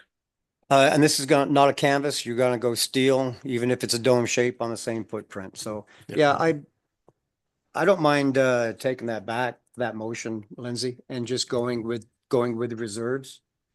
If Taylor says there's enough. And So wording otherwise, Taylor, jump in if I'm wrong. If you took that motion off the floor, a new one would be it resolved, the committee recommend that council direct staff to fund the Holstein sand shed replacement project from the Public Works Reserve if and that's- replace the funds in $100,000 increments over the next 6 years until the reserve is replenished. Yeah, yes. Was your intention, Yeah. right, Deputy Mayor? That. So that would be. No, I know. I'm just saying that could be the alternative. So I'm gonna ask the mover if you're okay with that, Yeah, that makes more sense, especially when I heard okay? And the seconder that we can do that. is okay with that too. So the motion has changed dramatically. Yes, Well, dramatically. The first motion was taken off the table. We now have a motion to replace the sand shed for $600,000 this year. And then in subsequent 6 years, replace with 100,000. And we always have the option of either increasing that or decreasing that contribution in the future as well to replenish those reserves as needed. So discussion. Sorry, we need a mover and seconder first. Oh, sorry. I thought Martin was good to move. Oh, sorry. Okay, that's fine. Joan, Yeah. were you okay to second that? Yeah, Okay. okay. So we have the same mover and seconder. So not repair. No. So it To reads, replace. be it resolved that the committee recommend that council direct staff to fund the Holstein sand shed replacement project from the Public Works Reserve and replace the funds in $100,000 increments over the next 6 years until replenished. Very good. Okay, discussion on that. Not seeing any, I'll call the question. Yes. Oh, sorry, Jason, go ahead. so they're gonna honor the 600,000 still this year? Yeah, I forget. That in writing, because maybe we'll come back and it'll be 800. Yeah, Jim, And- if you can. Lindsay's gonna bring up. I had one more to Taylor. So if we take that as a reserve, what reserve is that coming out of? Sorry. That would be the roads infrastructure. So what'll that leave us in there? Around 334,000. Which, I know we don't approve a 10-year capital in this, but I'm just looking at what is in the pipeline for 26. So we had earmarked 500,000 for cold in place paving on Side Road 3. And we were gonna pull 500,000 out of reserves for that, so we wouldn't be able to fund that entirely. In here, I have $1 million going into reserves, but usually that's the first item to come out to reduce the rate, so it would be tight in 26 to fund this entirely. Certainly, council has the option of deferring this to the next phase if they so wish. We don't have to decide right now. If you want to wait and see what else transpires. Barb?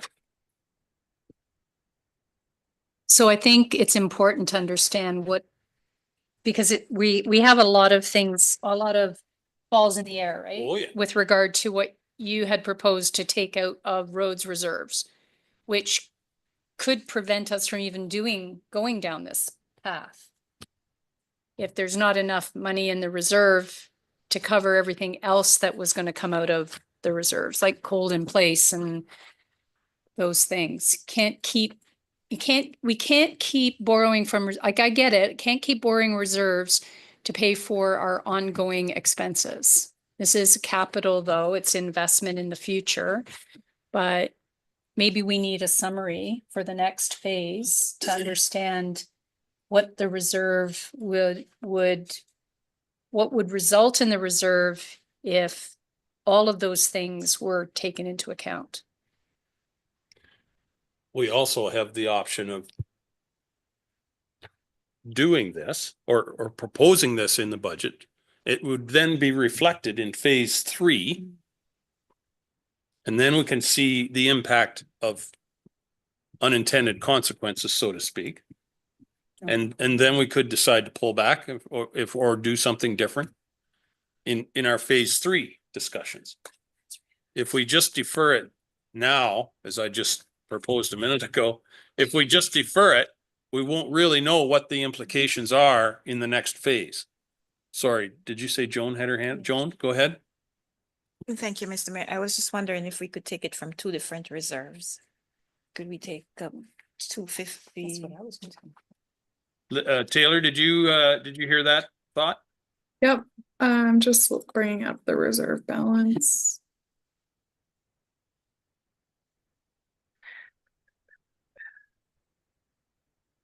I mean, we could take it from the industrial land reserve, which would have a balance at the end of this year of 4.1 million. Just want to see what we need in 26.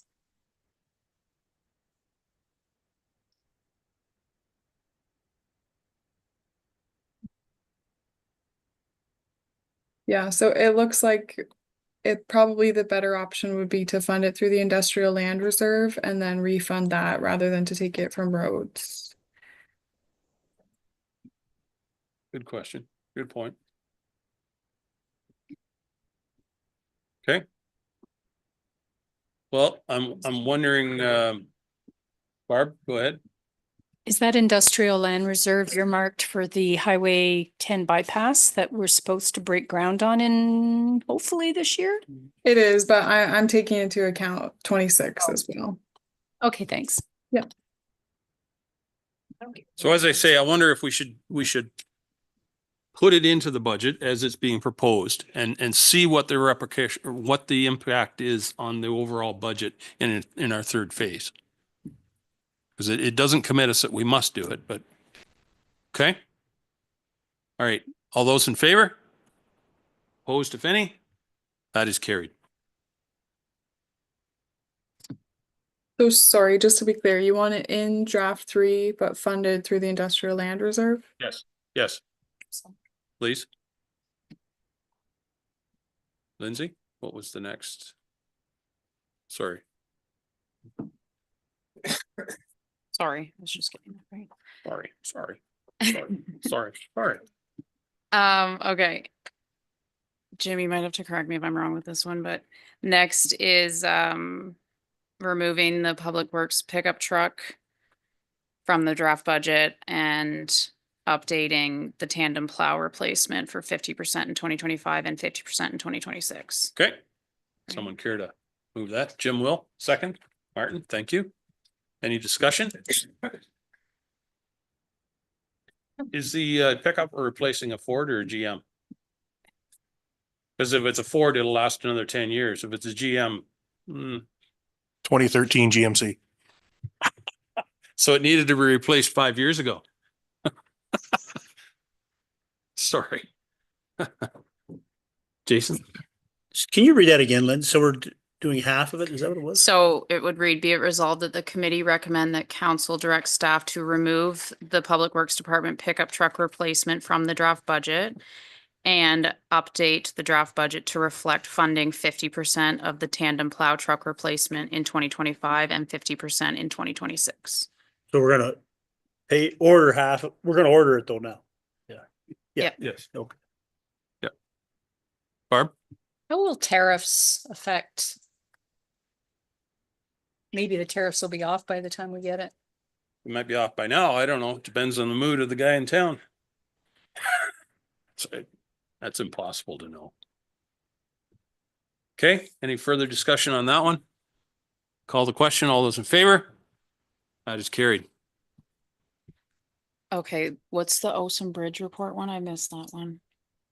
Ocean Bridge and the roads and masters management study are 50% DC standards. To be funded 50% from DCs? Approximately 27. Do we need a motion for that? I mean, Yeah, that's just, well, Taylor, do you want direction for that one? No, that's okay. Okay. all right, that's good. So how much money was that, sorry? 27? So 26 roughly. 26 roughly. About 50% of that. In the combination of the two. Each of them are about 13,000. Okay. So moving on, the next thing we discussed was removing this side road 24 micro surfacing project at 209,000 that we added back in the first round. Okay, someone care to make that motion? Jim, seconded by? Martin will second that. Okay, So that's removing it. right. Discussion? Jason? Well, going back to that, I don't know if I get John said if we stretch it right out to the end at 5 years, and we're gonna have to replace that road. How much sooner, John? So roads, as far as I'm concerned. The microsurface, they usually figure adds about 10 years to the life of the asphalt, so. But you're pretty confident, as you said earlier, that we could get another year before we would need to microservice. Yeah, another year is about the last year that it would really be effective to put it on that way. Right, okay. Barb? And we don't know if this winter has sped anything up, right? Yeah, I've been across that road actually just yesterday, and it's still in good shape. And is there anything that we can do as through regular operations to spot surface, or in order, like if we notice something that we can hang it, keep it till next year? Yeah, so that one, I mean, obviously we do our regular pothole filling, but it doesn't have any potholes in it yet or anything like that, and there's no real cracking showing up in it yet, so there's not much, but anything that does come up, we will. Okay, thank you. Okay, any further questions, discussion? Call the question. All those in favor? Opposed of any? That is carried. Okay, next is Be it resolved that the committee recommend that council direct staff to remove the Director of Corporate Services and Director of Public Works and Infrastructure positions from the draft budget and direct the HR manager to prepare a report for the next meeting on impacts and recommendations to the staff organizational chart. Okay, mover, Joan and Barb will second. Discussion? I look forward to the report. All those in favor? That is carried. Okay, be it resolved that the committee recommend that council direct staff to include the fire department compressor at $50,000 and waste department overhead garage door replacement at $45,000 in the draft budget to be funded equally from the Eco Park and Solar Community Funds. Someone want to move that? Barb, second by? Joan, thank you. Discussion? I'll call the question. All those in favor? That is carried. Okay, be it resolved that the committee recommend that council direct staff to remove the new position for the library as a part-time position at $36,342 from the draft budget as previously added in the first round budget meeting. Thank you. Is there a mover for that? Jim, second. Jason, discussion? Barb? So it's 0.2%.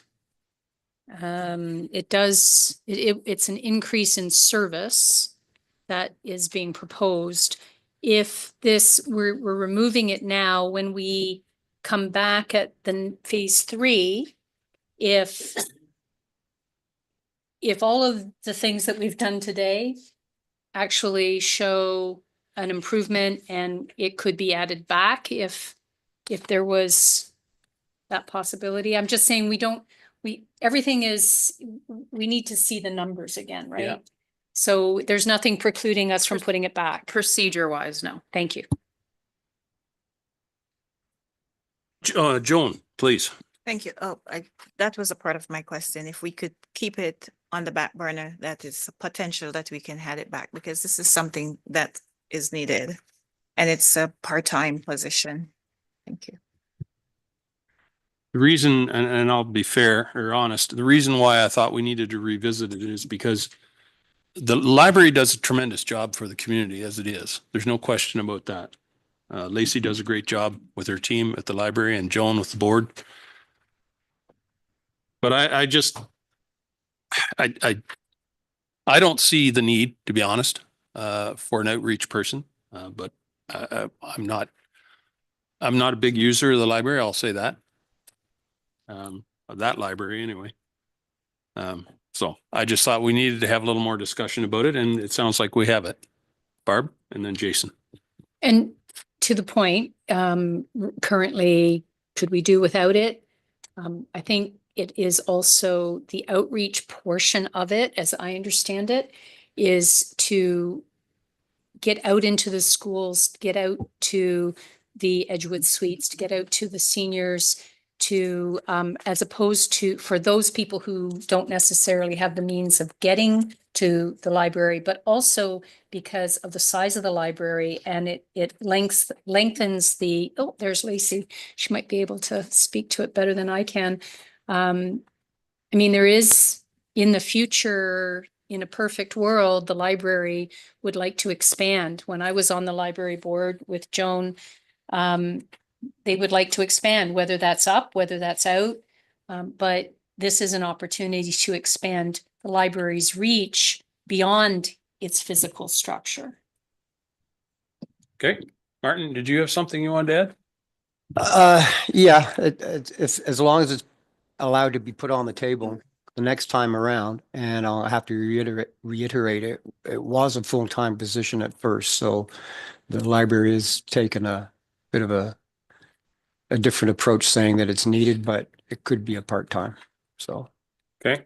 Thanks, Martin. Jason, did you? You guys pretty much covered it. Okay. Lacey, did you have anything you wanted to add on that one? Good afternoon. I hope you guys can hear me okay. I don't envy the decisions that council needs to make right now. I know that everybody is feeling the pinch in their own personal budgets. We see that firsthand at the library. I do want to provide just a bit of information to sort of speak on what the mayor had said in terms of whether this is needed or not. So I do have some statistics I'd like to share really quickly. I have the 2019 numbers compared to 2023 and 2024, and why I chose 2019 is because that's pre-COVID.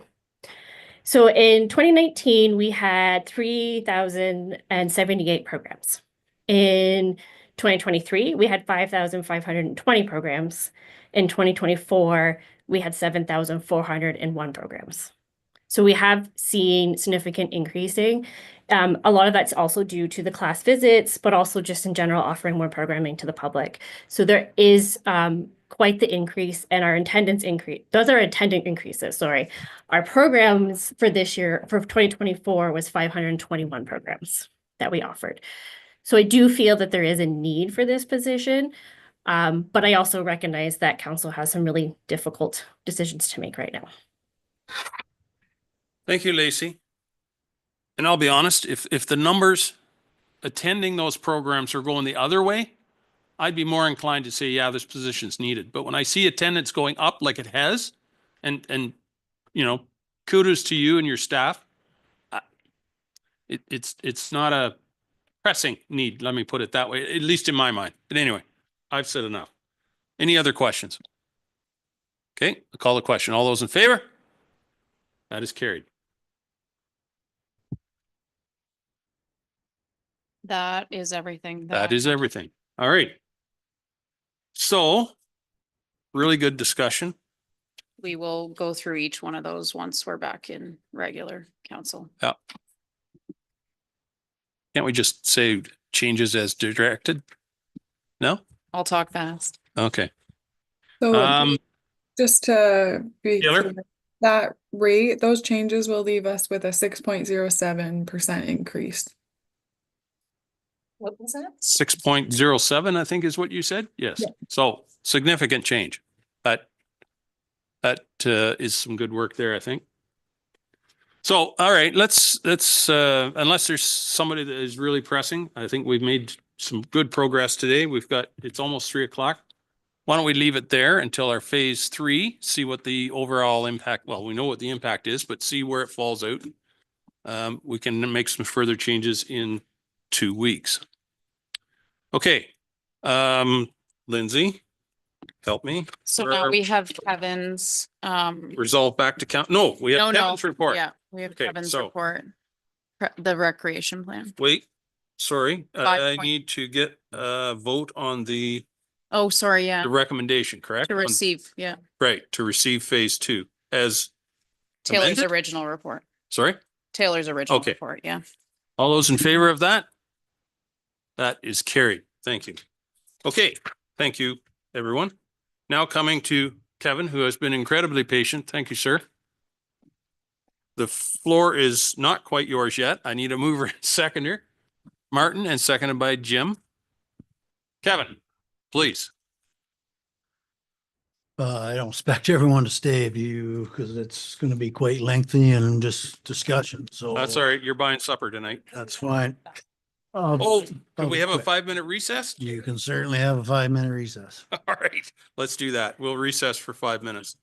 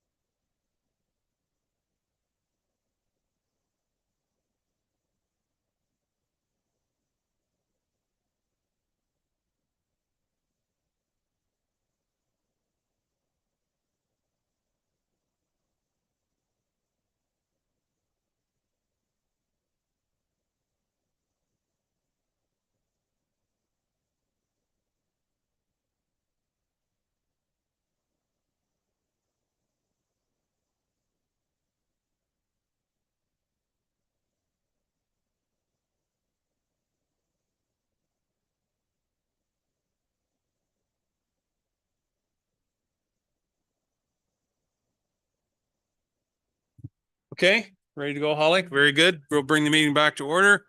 So again, welcome, Kevin. The floor is yours, sir.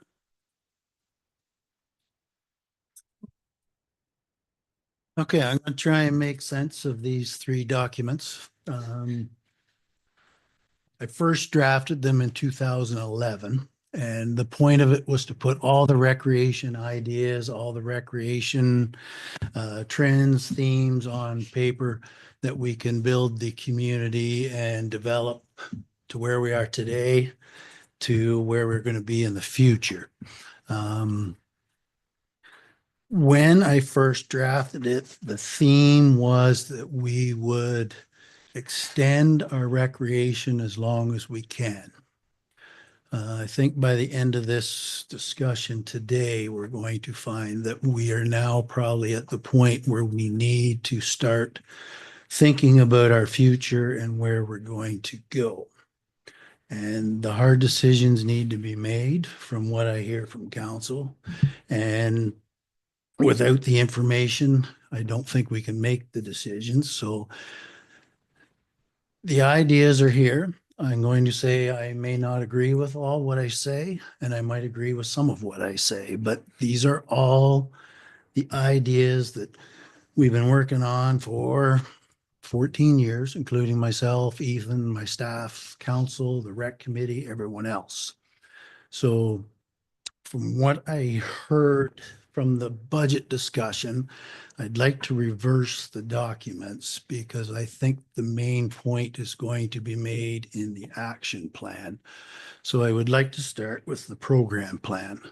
So this is Ethan and my plan. We've worked on it. So I'm not going to go through every plan. I'm going to try and summarize and hit the points and that. So I don't know if you want to ask questions as we go, but if it's something I'm not talking about, then we can bring it up at the end, I suggest, or bring it to me. If there's something missing in these plans, I'd certainly love to add them because I'm not going to say I know everything about recreation, but, you know, and what the community needs, but I think we've heard a lot, Ethan, myself, and my staff, that we're pretty close.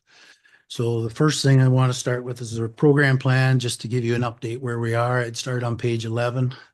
Which would you rather, Kevin? Would you rather ask questions as we go, or would you rather wait till the end? You can either, if it's pertinent, let's get the questions over with. Okay, very good. So I'll start with page 11 on the programming plan. This is just the pool. These are the results. Lessons last year were at 191. COVID, some of the budgeting, I was off on the pool the last couple of years because through COVID, we were the only pool to open in 50 kilometers of us. So the numbers certainly reflect 299 lessons, 283 lessons through COVID. So now we're back to about a normal number, about 191 lessons a year. So again, that's just numbers. Most of this is just numbers to let you know where we're at. The next one is Ethan's programming goals, which is page 13. These are the programs that we started 2021 when Ethan became our programmer. And so we have grown in most our programs and results. These are all the programs Ethan runs. And in 2024, you'll see the numbers. Ethan's doing a pretty good job. Our numbers are coming. Programs in development is 2006, or page 16, not 2000, page 16. These are some of the programs Ethan's working on and we're working on. These are the ideas we have. Some of the ideas may work, some don't, but they're in here. This is what we want the community to see that we're working on, what we're trying to do. The next program is the seniors, page 7 or 17. So this one we put in new because as we get through to the end of the program, we're going to realize that we haven't put a lot of effort into seniors programming because we've relied on secondary providers. We're starting to lose our secondary providers. We're not getting as much offered, I don't think, to the seniors community. So this is what's currently offered. The lawn bowling has Mondays, Saturdays. Swinton Park, Hillside Academy's offered pepper twice a week. Their lunches once a month, cards every Tuesday. We get VON offering some fitness. Seniors lunches have been offered by the Young at Heart. Seniors have been using the Optimus Hall. We're not quite as in touch with the seniors in Holstein because we just haven't got there yet. Pickleball's in the arena twice upstairs in the auditorium, twice a week. So those are the current programs, not very many of them. What we're trying to develop is bringing some of them together.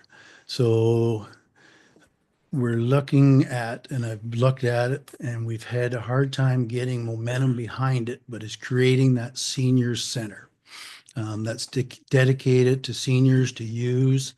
In the past, I've tried to push the McIntyre building. I think it's time that we're going to push the McIntyre a little bit more, but I think we need to bring the seniors into that facility and say Monday to Friday or Monday to Thursday, 8 till 4 o'clock, it's the seniors facility, come use it. Some of the ideas around that too is possibly to get them to come and use it is seniors lunch in. Instead of 4 different groups offering seniors lunches, perhaps maybe we try and help them and persuade them to bring them to the McIntyre building, that we have 4 luncheons a month for seniors, come out, get together, use that facility. The other idea we haven't talked to Brenna about is maybe economic development brings a lunch in or something to bring the seniors, but the community definitely has a need for seniors. We haven't had the opportunity to push for seniors more because we don't have the staffing, and we did rely heavily on secondary providers. The next thing Ethan and I are working on is the equipment we need. That's in there. I'm not going to go too much on that. The programming, marketing, we're working on that a little bit here and there, but the next page is page 20. These are the results of Ethan and his program. So 2019, when he started, we had 163 participants. We brought in 5,500 in revenue. 2024, Ethan now has 2,093 participants. He brought in $45,000 and $600, $45,600 in revenue. Those programs are all $50 for a 10-week program.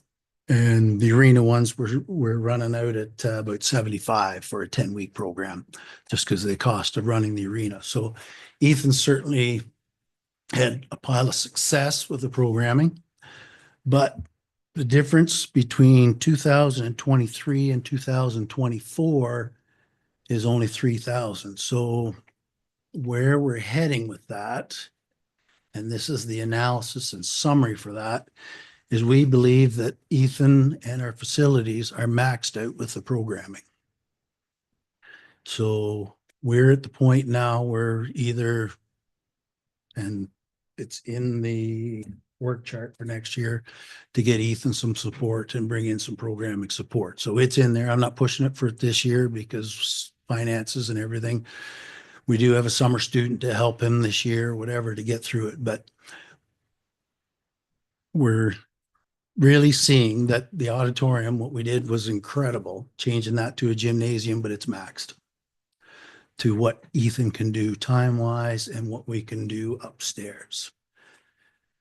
Some of the programs that worked, some of them didn't in that summary there, but the demographics and rationale, we have targeted certainly the beginners age groups, because it's the easiest group to target. You get the parents looking for something, we can get them there. And we've had, Ethan's had great success with mostly the 8 to 13 age group with all his programs. They're the largest demographics that use his programs. We've tried reaching out to the high school students, and what we've found is parents don't pay for teens as much anymore to do a drop-in program.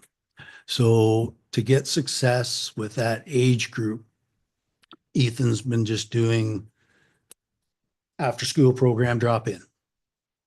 Some kids, we charge $2 for it just to say that somebody's registered to it. But we find that that age group is more apt to participate when it's less structured, more drop-in, more group orientated. And what Ethan's hearing from that group is our community doesn't have a hangout place. So there's no place for them to go as a group, just hang out. I have noticed on some Friday nights when I'm working, I do have 5 youth that just come and sit in the lobby floor for the whole evening. So that's something to look forward to in trends and themes as we go through into the action plan. Again, we're trying to reach out more to adult groups. Ethan has started an adult skating group that had 30 adults come out to learn to skate. So he is trying, he is reaching out, but again, his time is maxed out. He is giving his Saturdays, every Saturday, to programming. He needs to spend time with his family. So that's where we're heading for next year, is creating that staff of support for Ethan and trying to increase capacity. But Ethan's comment, and my comment too, is even adding a full-time person, I don't think we would increase our capacity to the point where, hey, wow, this is we're doing great again, because our facilities are limited on what we can offer. So that's the programming plan. That's the trends and themes. So maybe those are questions on the programming side of it. So a question I would have, Kevin, and thank you for this portion of your report. You say that both Ethan and the facilities are maxed out. Would it be better to try to get Ethan some help this year? Or did you say it's already in the budget? We have the summer student, so it's. Do we need more help above and beyond that though? Because the reason I ask is because, and I think I've talked to you about this before, I don't want to lose Ethan. So I don't want to burn him out this year just by promising, yeah, we'll get you help next year. And maybe or maybe not. I think we're fine with the plan we got to get that full-time help. Because if I bring it in too soon, are we really using that person to its max and its full potential? Last year, we used the summer student for him and we saw results. And that was only a 3-month period. So I think, and Ethan would agree, that he'd like to see what that summer student does again. I just don't like hiring staff unless I'm 100% sure I'm going to get full value for the hours spent.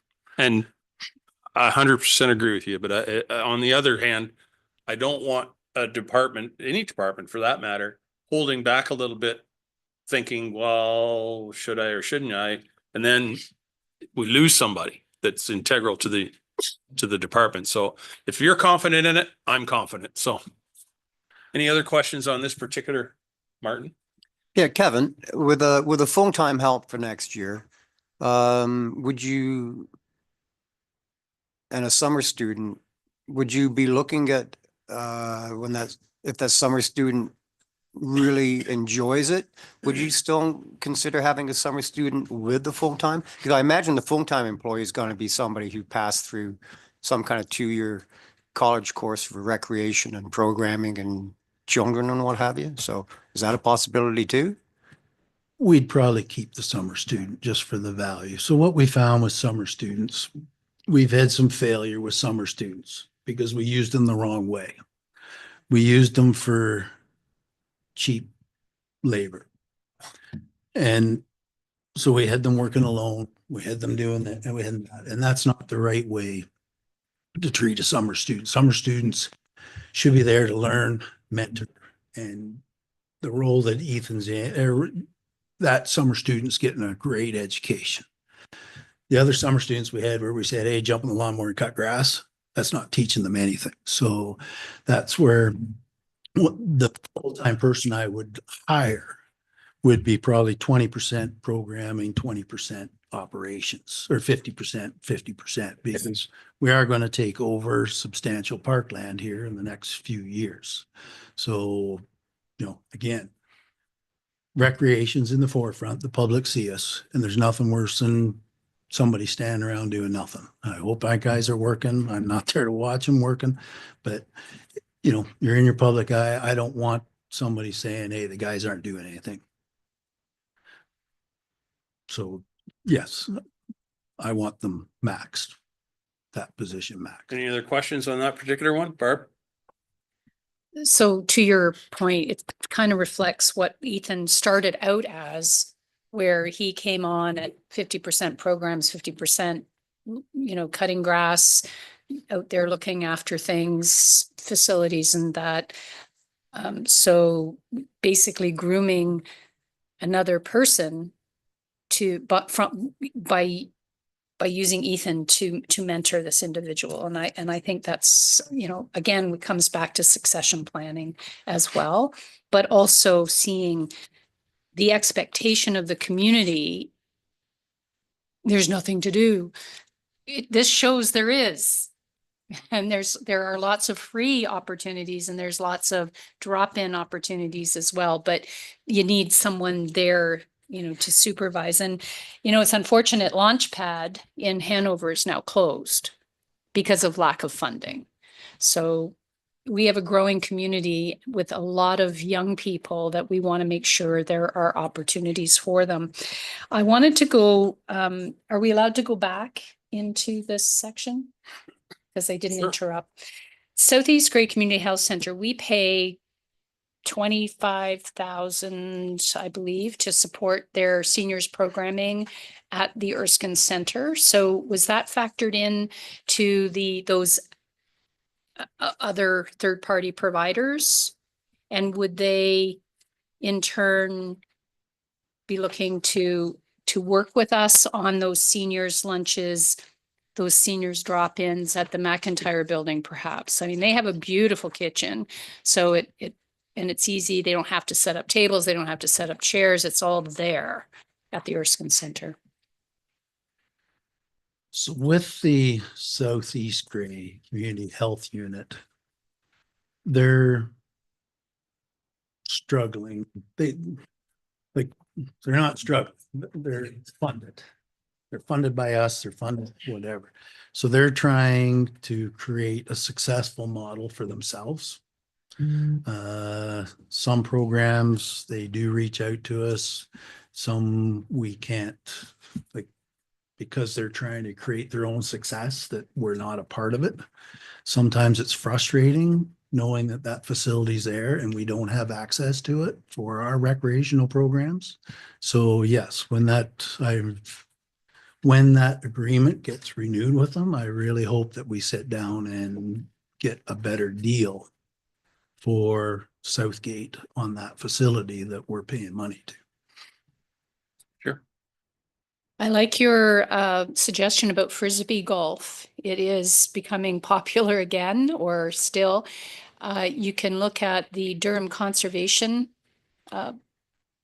area in Durham, obviously.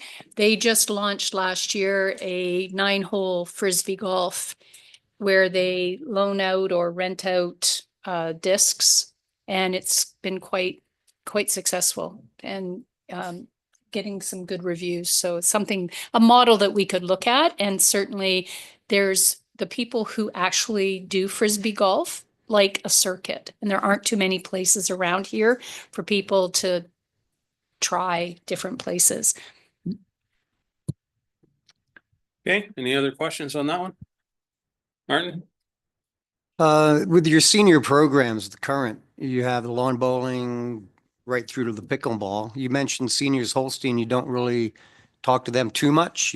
There is obviously, you talk to them, but with the Swinton Pepper, Swinton Senior Lunch, Swinton Cards and Shuffleboard, they're right in the middle of the township. Do you think they would be, as a group, willing to come to Dundalk, as you said, for the McIntyre? Or would there be maybe pushback on that point, or?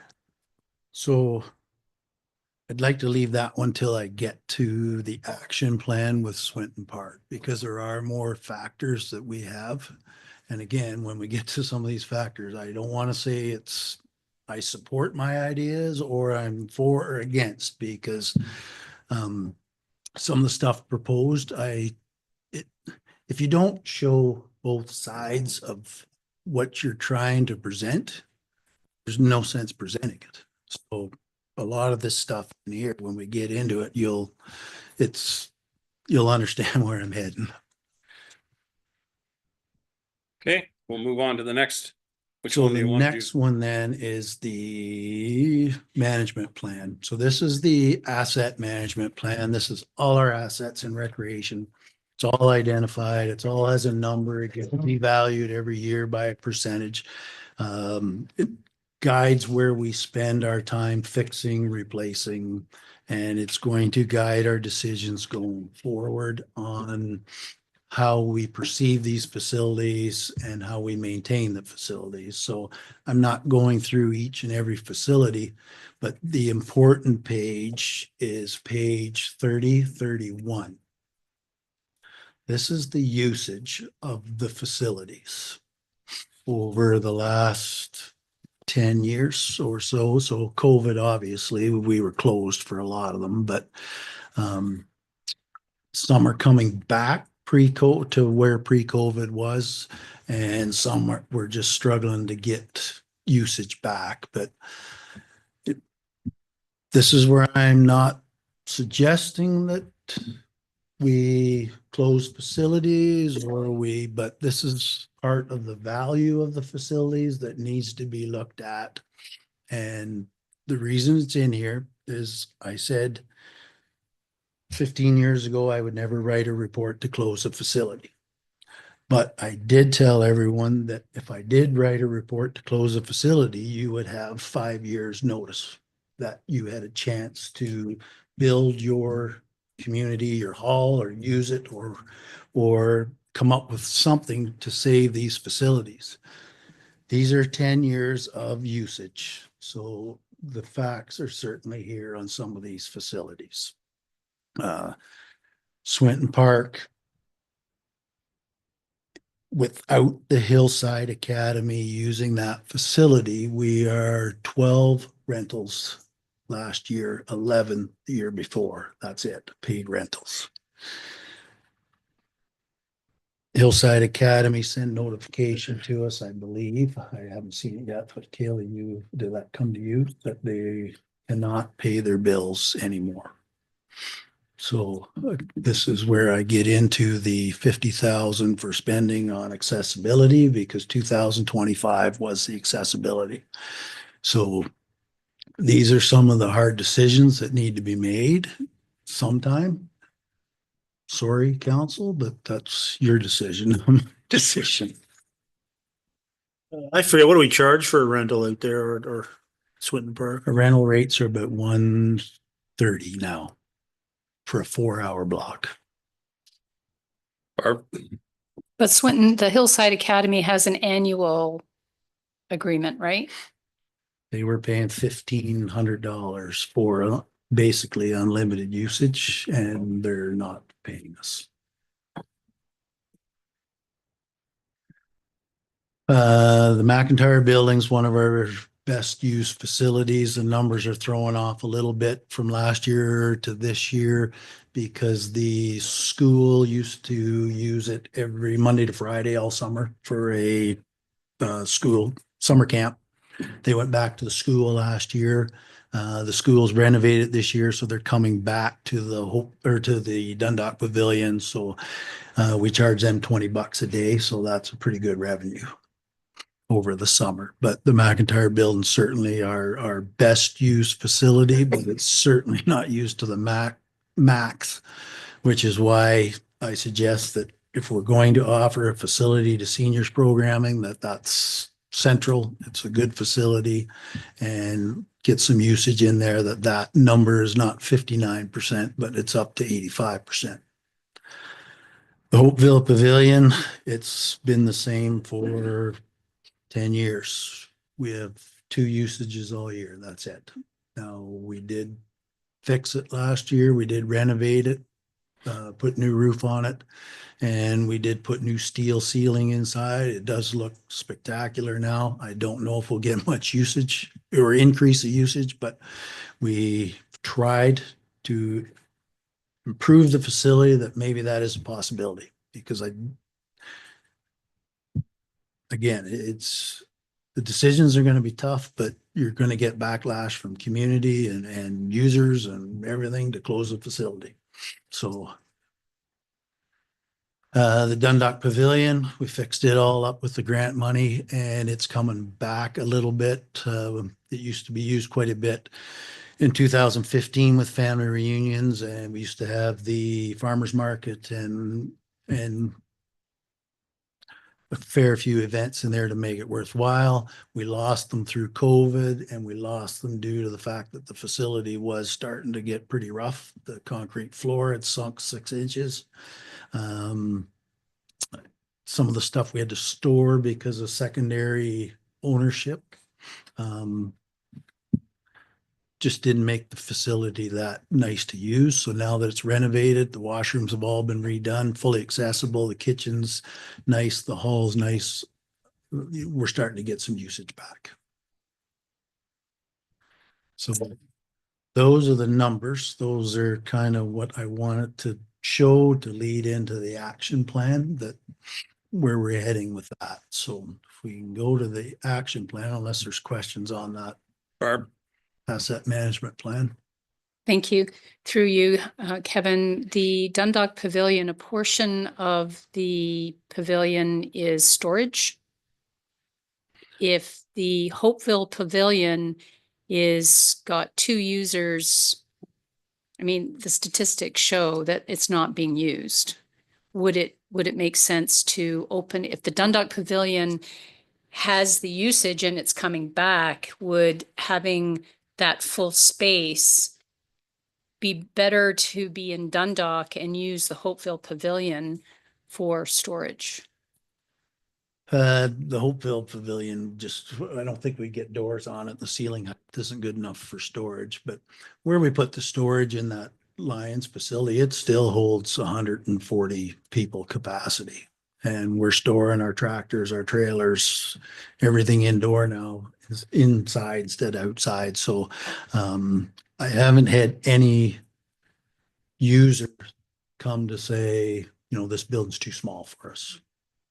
So I think it's a good idea because our equipment's there now in the center. So look at that. If you see anything in that action plan that we need to start developing or fixing or maintaining, or feel that we're getting behind on it, certainly feel free to reach out and say, hey, we got to get this going here. So the action plan. So this is where I try and hopefully get some of these thoughts across. I'm not going to talk about the demographics, the trends and themes, because they really haven't changed a whole lot. But if I start on page 13, so what I did is gone through every facility we have, through all the ideas onto it, what we could do with it, what we can, and some of the suggestions, some of the success. But I'll start with the Memorial Park. Originally, we had looked at cross-country ski trails through that park, grooming the trails. Toboggan Hill, Dundalk's flat. The kids were used to toboggan in the L&M food land or parking lot on the snowbank down into the parking lot. So the town does need a toboggan hill. Some of the extreme sports is teams out there. There's room there for it. The community garden, it's coming back. We had 15 plots in there that were used through COVID. It obviously wasn't used. It's starting to come back, but we got to put some tender loving care into that because some of the plots are starting to rot, but that is something that's being used in that park. Beach volleyball, we've been throwing around where to put it. We think that's a good spot, but we're gonna have to lose a couple campsites to put it in that park. But we're throwing that idea around. The future, we're going to need outdoor racket sports. So what we're toying around with, and I don't know if this is the section, but there's another section where I'm developing Memorial Park. So maybe I'll leave the racket sports till I get to there, but eventually we're getting pressure for tennis courts, pickleball now, outdoor pickleball parks are coming up everywhere. So we're going to get pressure on those outdoor racket sports. Splash pad is in our DC charges. So we are collecting DC charges for a splash pad. It's where do we put it? So a little picture I got there in the park, we are toying around with a small splash pad out in front of the pool. I've got some quotes on it and a company working on that. It's just not ready to come to council yet. The other thing with Memorial Park, 50% of that park could be deemed surplus if we really wanted to make that idea. It'd be an awesome place for seniors housing in the back part. We constantly hear that there's no seniors housing and we're not building seniors housing, but there is a lot of land there. We've thrown that idea around. Again, I'm not saying I support it or I'm for or against it, but it's an idea that we could be throwing in that park. Excuse me, Kevin, Barb has a question. Thank you. To the splash pad, I know that bounced that around a couple of times on beach volleyball, but what's the 75,000? Is that an estimated cost or is that an estimated cost to design? Because I know the splash, and it depends on the kind of splash pad you put in, but Arthur, I think they fundraised and it was 200,000 for splash pad. Again, it depends, you know, if you want the Taj Mahal or Creemore has a kind of unique approach to a splash pad where they've got a beautiful fountain in the middle of their downtown. They've got a band shell, got little bistro tables, and then they've got a concrete ping pong table. But the fountain off to the side is just random fountains coming up. I don't know what that $75,000 would buy today. So that was just a placeholder number, but we're at advantage building it there because we already have the building. We already have the pool pumps. We have a lot there. So we can save a fair bit on a splash pad build there. 75 probably is definitely light, but it's just a number that's kind of, hey, there it is. That's what I said. I'm working with a company that, you know, are we building one that's spectacular and huge, or are we building one for kids to play in beside the pool? Go ahead. And I also wanted to add that the splash pads that were built in Wellington North, Arthur, Mount Forest, and other surrounding areas were community funded as well. So, you know, the community had to come up with a certain amount of funds, just like the Wellington North Aquatic Center, in order for it to be built in the first place. So maybe we need to also consider, you know, when we're talking about a leash-free dog park and splash pads and that we may, we could be looking to the community to come to the table to help us design this, to find out, you know, what are their priorities. So that kind of leads into the next park, which is Pat Dale's park. So we don't own this park. We lease it from the Agricultural Society. So it really limits what we can and can't do there. They've certainly worked well with us in the past, and it's an opportunity. The only drawback that we find to that park, we just don't have enough control. We spend hours of time preparing those soccer fields, and then every September they drive the tractors right through the field for the tractor pull. And understand it's their land and it's frustrating. We don't get mad at them. We just rebuild it every year. So we're very limited in that part, but it is land that's available to us. I do have the dog park there. I do have the dog park in Norm Jack's Park. But yes, Hanover, when they did their dog park, they built their dog park through dog owners.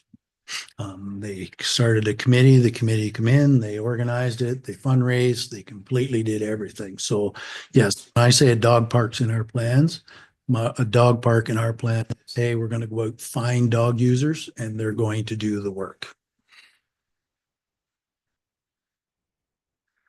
Joe Lozani Park we own, that's in the behind Tim Hortons. It's very limited. We can't do much there. We will be finishing, it's a sand base in the playground. We're going to switch that to fiber mulch. That is in our capital project for this year. The next one's the Hopeville Proton Community Park. So this is the one, and again, it's a fairly decent chunk of property.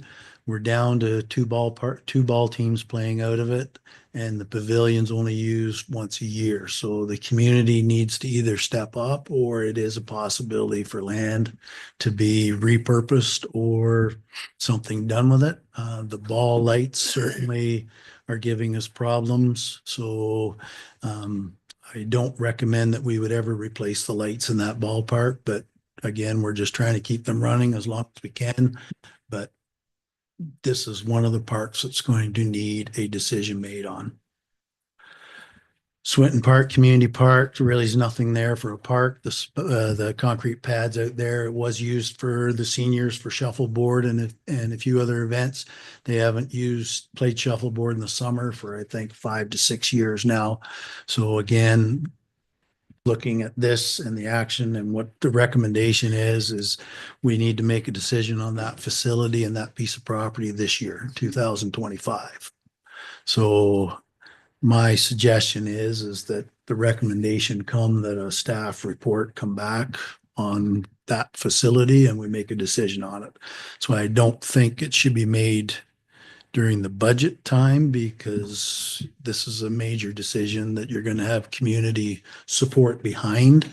And I don't think you want to run on council, and maybe we won't get a run on council, but during the budget process. So I think a secondary report or an individual report on Swinton Park and our direction and where we're going with that park.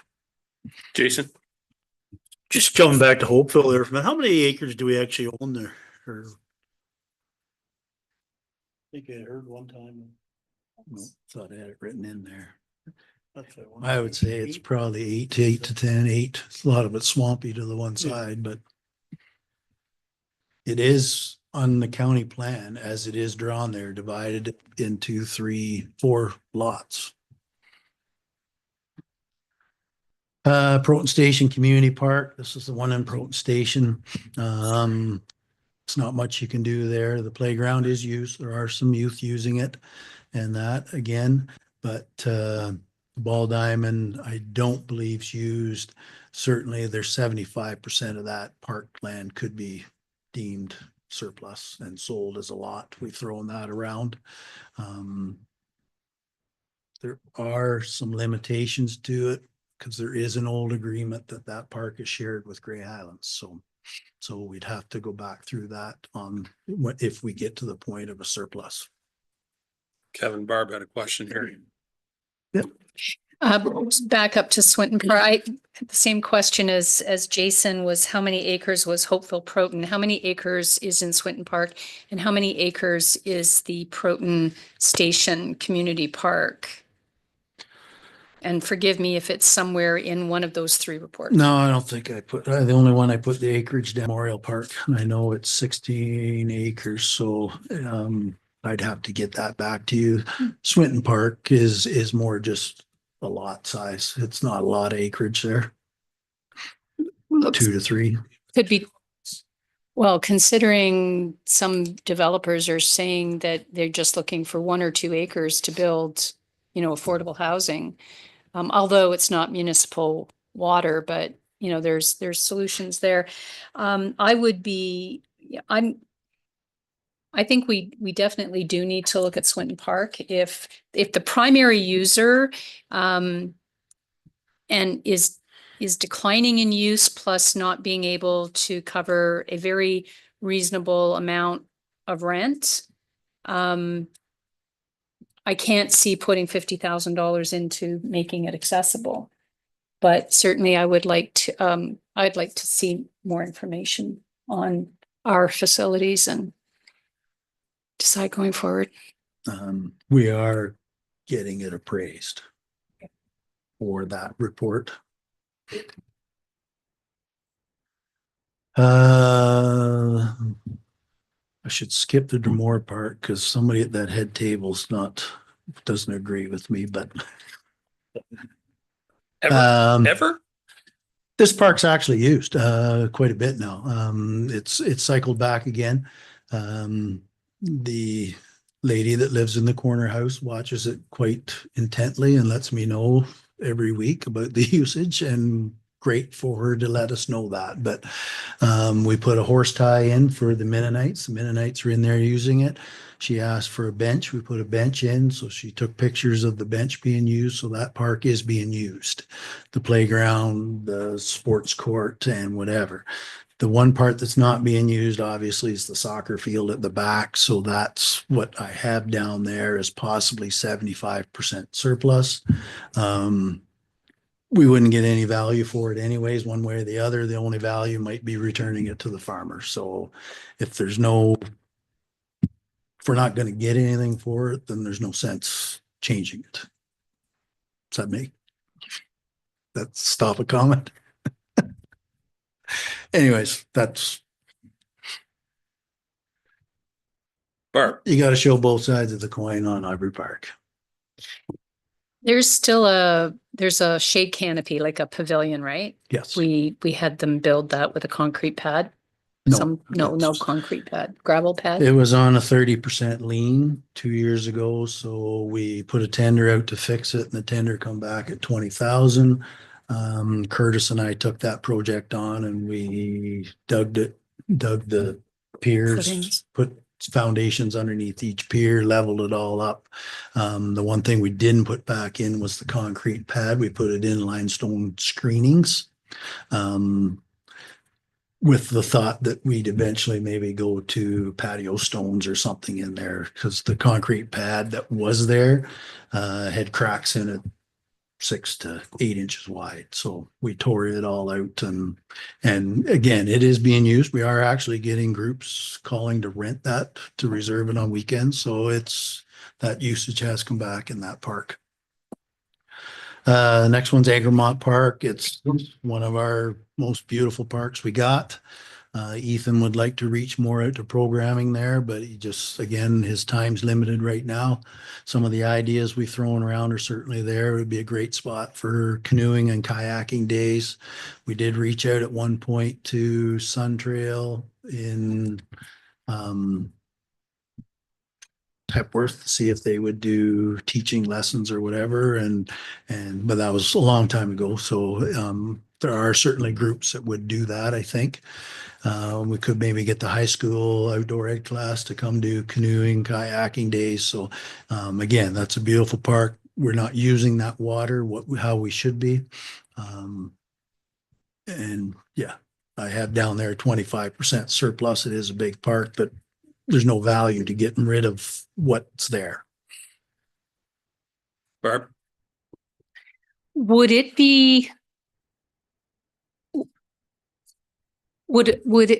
creating a campground in that park be of value? We've thrown that idea around. Me having kids, I remember going to hockey camps where we stayed off site at Pike Lake Lodge, and we went to Eaton for the hockey school. It would be an incredible spot for that, but the community uses it, so I don't know if we'd ever get support from the community to change what's there.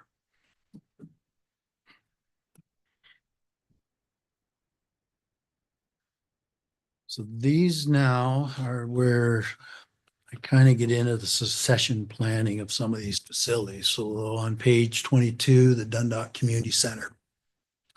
Dundalk Community Center is 51 years old this year. What we're finding in community centers, one up or up Bruce County Way. Same age group. The concrete floors are now breaking down. Honeywood just changed theirs for $1 million plus. So that's coming. It's coming probably sooner than later. Hopefully we can carry it on, but the ideas I've thrown around on this facility is, if we could have changed it to a multi-use facility. It's a spot maybe to put a gymnasium if we didn't go with the other multi-use facility. We did change the auditorium, which was an incredible change for the community. Ice usage was down 5-6 years ago, and it's starting to creep down again. Our thought was that maybe if we got out of the ice business, we could repurpose that into the gymnasium, the field house, or whatever. So we've thrown pretty much every idea for, against, but the trends and themes in hockey now is hockey is dying. There was a report done where United States, this is the first year United States has passed us in registration for all of Canada. We only had 500,000 kids registered in minor hockey in Hockey Canada. United States passed us this year with 600,000. So hockey's definitely dying in Canada. It's heading the wrong way.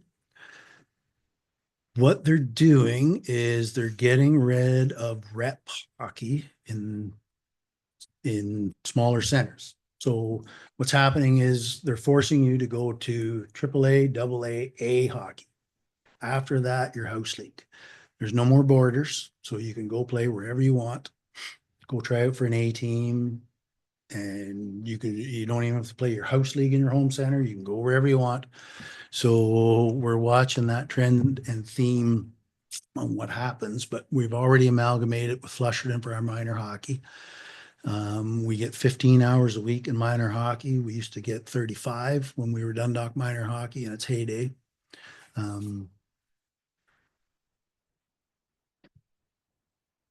We will never replace the arena in our community.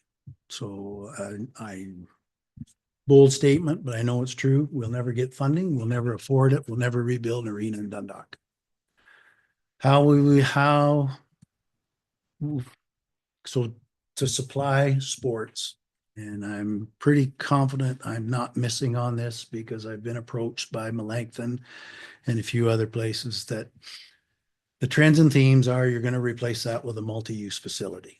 So we will replace Shelburne, Dundalk, Honeywood. If we go to the south, if we go to the north, you're going to replace Flusherton, Markdale, Feversham, Dundalk with a multi-use facility, which will probably be a double pad. Possibly that's where we build our indoor pool for the future. I'm going to get myself in trouble, but knowing Grey Islands and their demographics, and they're not a feasible partner for us to partner with because there's no way they're big enough. There's no way we're big enough together to build this size of facility. We're going to need Shelburne's population at 30,000 and us at 15,000 to support this facility.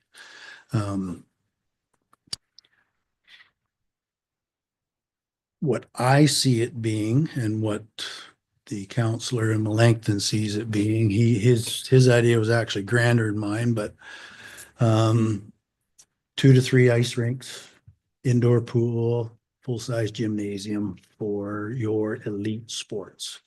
The only way you'll get funding from the provincial government, I believe, is multi-use, multi-municipalities supporting the facility. Chatsworth, and they try build their own facility up there. They're struggling to get funding. I believe they haven't got their funding. So I think honestly, a lot of it stems from the fact that it's a standalone municipality. I hope they get their funding. I just don't think they will. Wellesley just built their brand new facility down there. It was $30 million. New arena, new gym. So we'll never afford $30 million. So I could be wrong on my math, but this is how easy it is. $100 million to build a brand new facility, 3 pads, indoor gym, indoor facility. 50% grant takes that down to 50 million. If Shelburne comes up with 25 million, we come up with 12. Right now, there's 6 municipalities paying into Shelburne Arena, and that leaves $7 million by a corporate sponsor. If I told you today that we could build a brand new arena, an indoor pool, and a full-size gymnasium for $12 million, what would you say? Get going. Yeah. It's getting Shelburne on board is where we're stumbling a little bit between Melanchthon and myself right now. Barb, you had a question? Yeah, I could see the writing on the wall a couple of years ago when, and I too was on the recreation committee, but where would it be located? I think that's, the tug of war. Is it going to be in Melanchthon? Is it going to be in Shelburne? Is it going to be in Dundalk? But two things. I recall at some point several years ago, there was discussion or a proposal or research done about YMCA owning the facility and managing the facility on our lands, or however that works. And I don't know if that's something that you are exploring or recommending going forward. And then there was one other question about repurposing the ice. Newstead seems to have a fairly good following for roller skating or inline skating. Has that something been explored as well? So those two things. Clerk wants a motion to go past 4, but only 5 minutes past. Yeah. I'll move it. Second.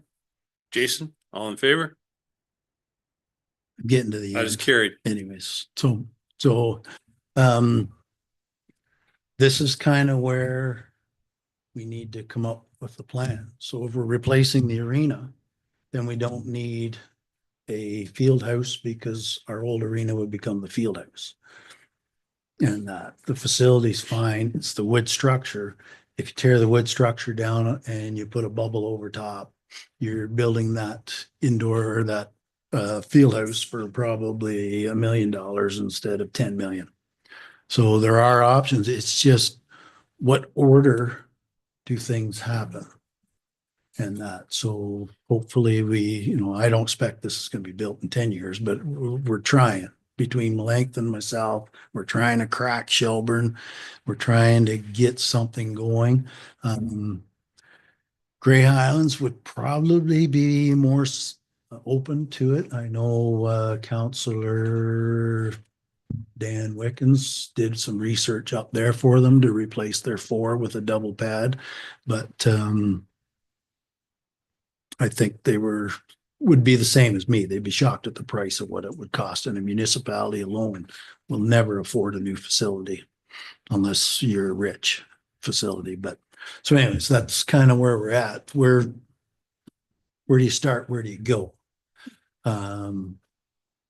So some of the other ideas in there, but if I skip to page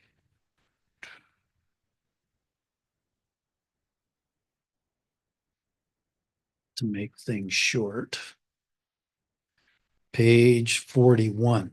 So this is the other half of it. So this is the multi-use facility development that we've been throwing around. You've heard rumors of it here, rumors there. This was developed 2 CAOs ago. And, this is just very preliminary. Jim may add some more because he's looked at this, whatever, but way back when we started discussions of this 5 years ago, those were what we were talking. The administration office, community hall. If the hotel goes in, do we need a community hall? Because they'll put a conference center in. So again, are we spending money that we may not need to spend? Seniors drop in, youth drop in. We've recognized that. I think Ethan's still pushing that we need that. Theater, now that we sold the old town hall, if Team Town Hall gets support and gets going, do we need a theater? We maybe stroke that off the plan. Office spaces we're throwing around. The field house we are working on. Now, I'm not talking a full-size soccer field house. Listowel has a beauty over there. It's 3/4 size. It has batting cages in it. It has pickleball on the front and volleyball. It has a small gym upstairs.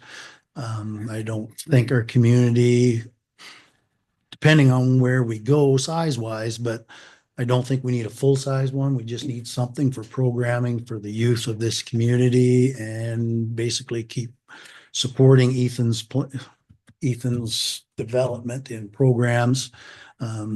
Hopefully, the elite sports is supported somewhere else. Hockey, as I said, the hockey model's dying. We can't. Elite sports is developing away from the small communities and it's getting more and more private. There's more outlaw leagues starting up around.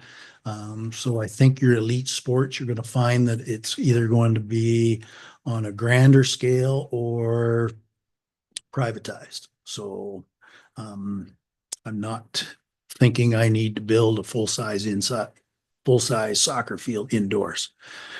Gymnasium, a good sized gymnasium certainly would help the community between pickleball, walking track, Ethan's programmings and other sports. Walking track was thrown around. We did throw racquetball around for an idea. A food court was in there for kids to hang out. If we build a new facility, chances are we're heating it with geothermal. The byproduct of geothermal heat is cold. So you could put a outdoor skating rink on that facility in the wintertime. And the center of that skating rink would be your splash pad in the summertime, because in the summertime, your air conditioning creates heat. You would heat your water off your geothermal. So again, these are the ideas we're throwing around. It's what gets built first, what's the process, and what is the appetite to build these things. So I don't know if that clears up a little bit more of what we were proposing in the past for a multi-use, and it's probably changed again too. It's just this was what we were working on in the rec side. If we build the new arena south, north, east, or west, and we move the gymnasium and the field house to the arena site now, then you can build your administration office wherever you wish without those. So that possibly gets your administration building built sooner than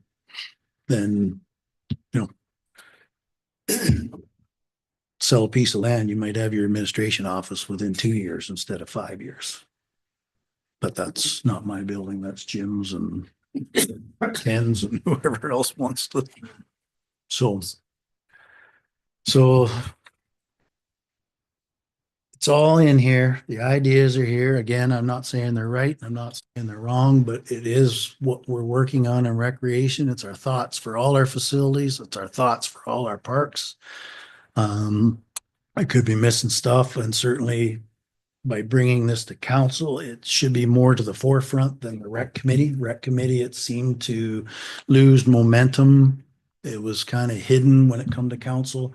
Here it's in front of council. The ideas are here. Hopefully the public gets behind it. It's here. It's down on paper for the next guy. So it's here for when I leave, that the plan is in place. Jason. A lot of good ideas. We've talked about some of them before. Who's going to pay for it? The multi-use facility, the arena. I get what you're saying. We've had the discussion. I know of probably 2/3 of the farms between Dundalk and Shelburne are getting sold already to Mennonites. You talk about the elite hockey leagues. Well, I guess if our arena dies, to me, they're going to have to go to Orangeville or Brampton. I just can't see. We got to remember half of our population, and then Melanchthon as well, they're Mennonites. We don't have a spot where are we gonna build a spot out here too for the kids to hang out? I get what we're looking away. I know it's not 5 years, it's whatever, but we gotta remember who our population is. I get we got Dundalk and people moving from the city and that, but I don't know. I just, I know their ideas you're just throwing around. Who's gonna pay for it? And this multi-use facility to me still, I know you got it going a couple of CAOs ago, but wow. What did we figure it would cost? 30 million, was it, or? Depends what you put in it. Yeah. Again, like I said, there's options to getting what we need without doing the Taj Mahal. Yeah. So again, we need to prioritize our needs.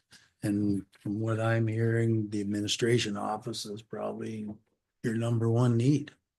I could be wrong. I'm speaking from rec. Maybe the administration wants to step up and say what they need, but we've kind of danced around the discussions of what we need.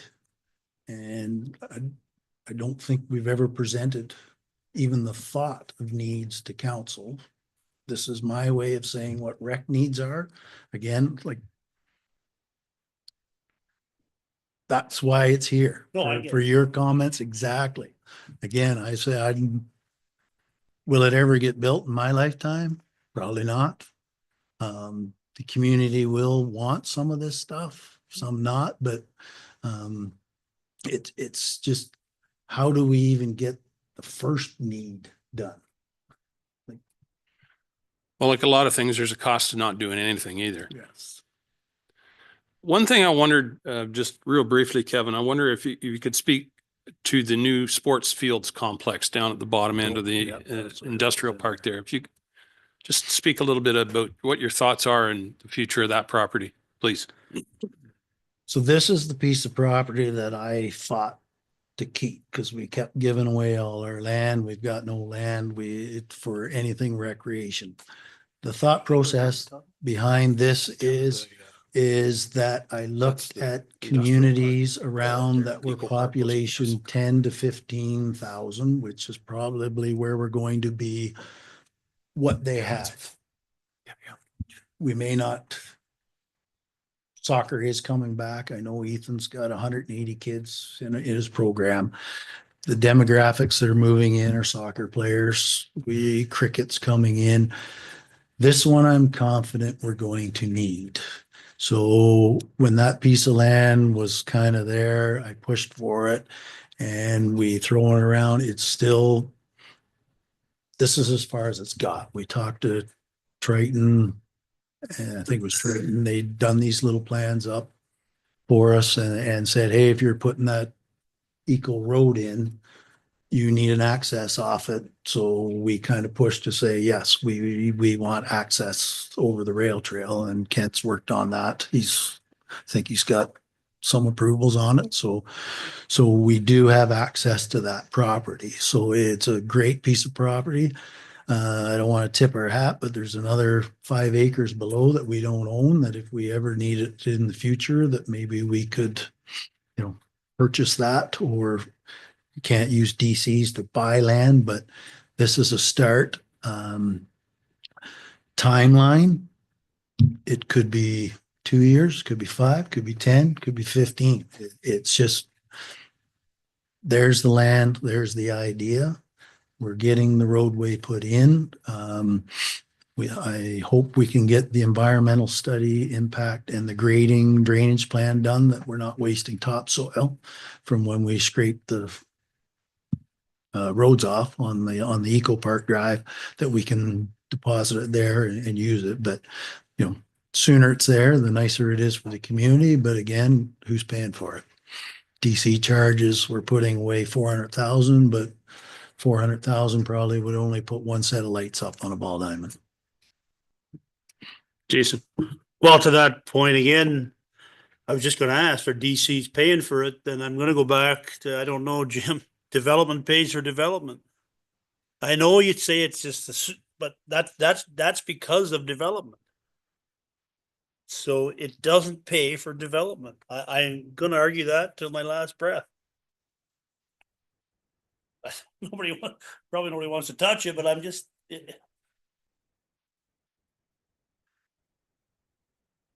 Anyway, thank you, Kevin. Unless you have some, Would probably cover the basics. Like that would get us our soccer fields and probably our ball diamonds, not get them lit. It's not getting the pavilion built with it and whatever, but it doesn't need to be built completed in 1 year either. Yeah. Because, you know, our ball diamonds right now aren't being used, but we saw definitely an increase in the use of the gymnasium, et cetera, with only 500 homes.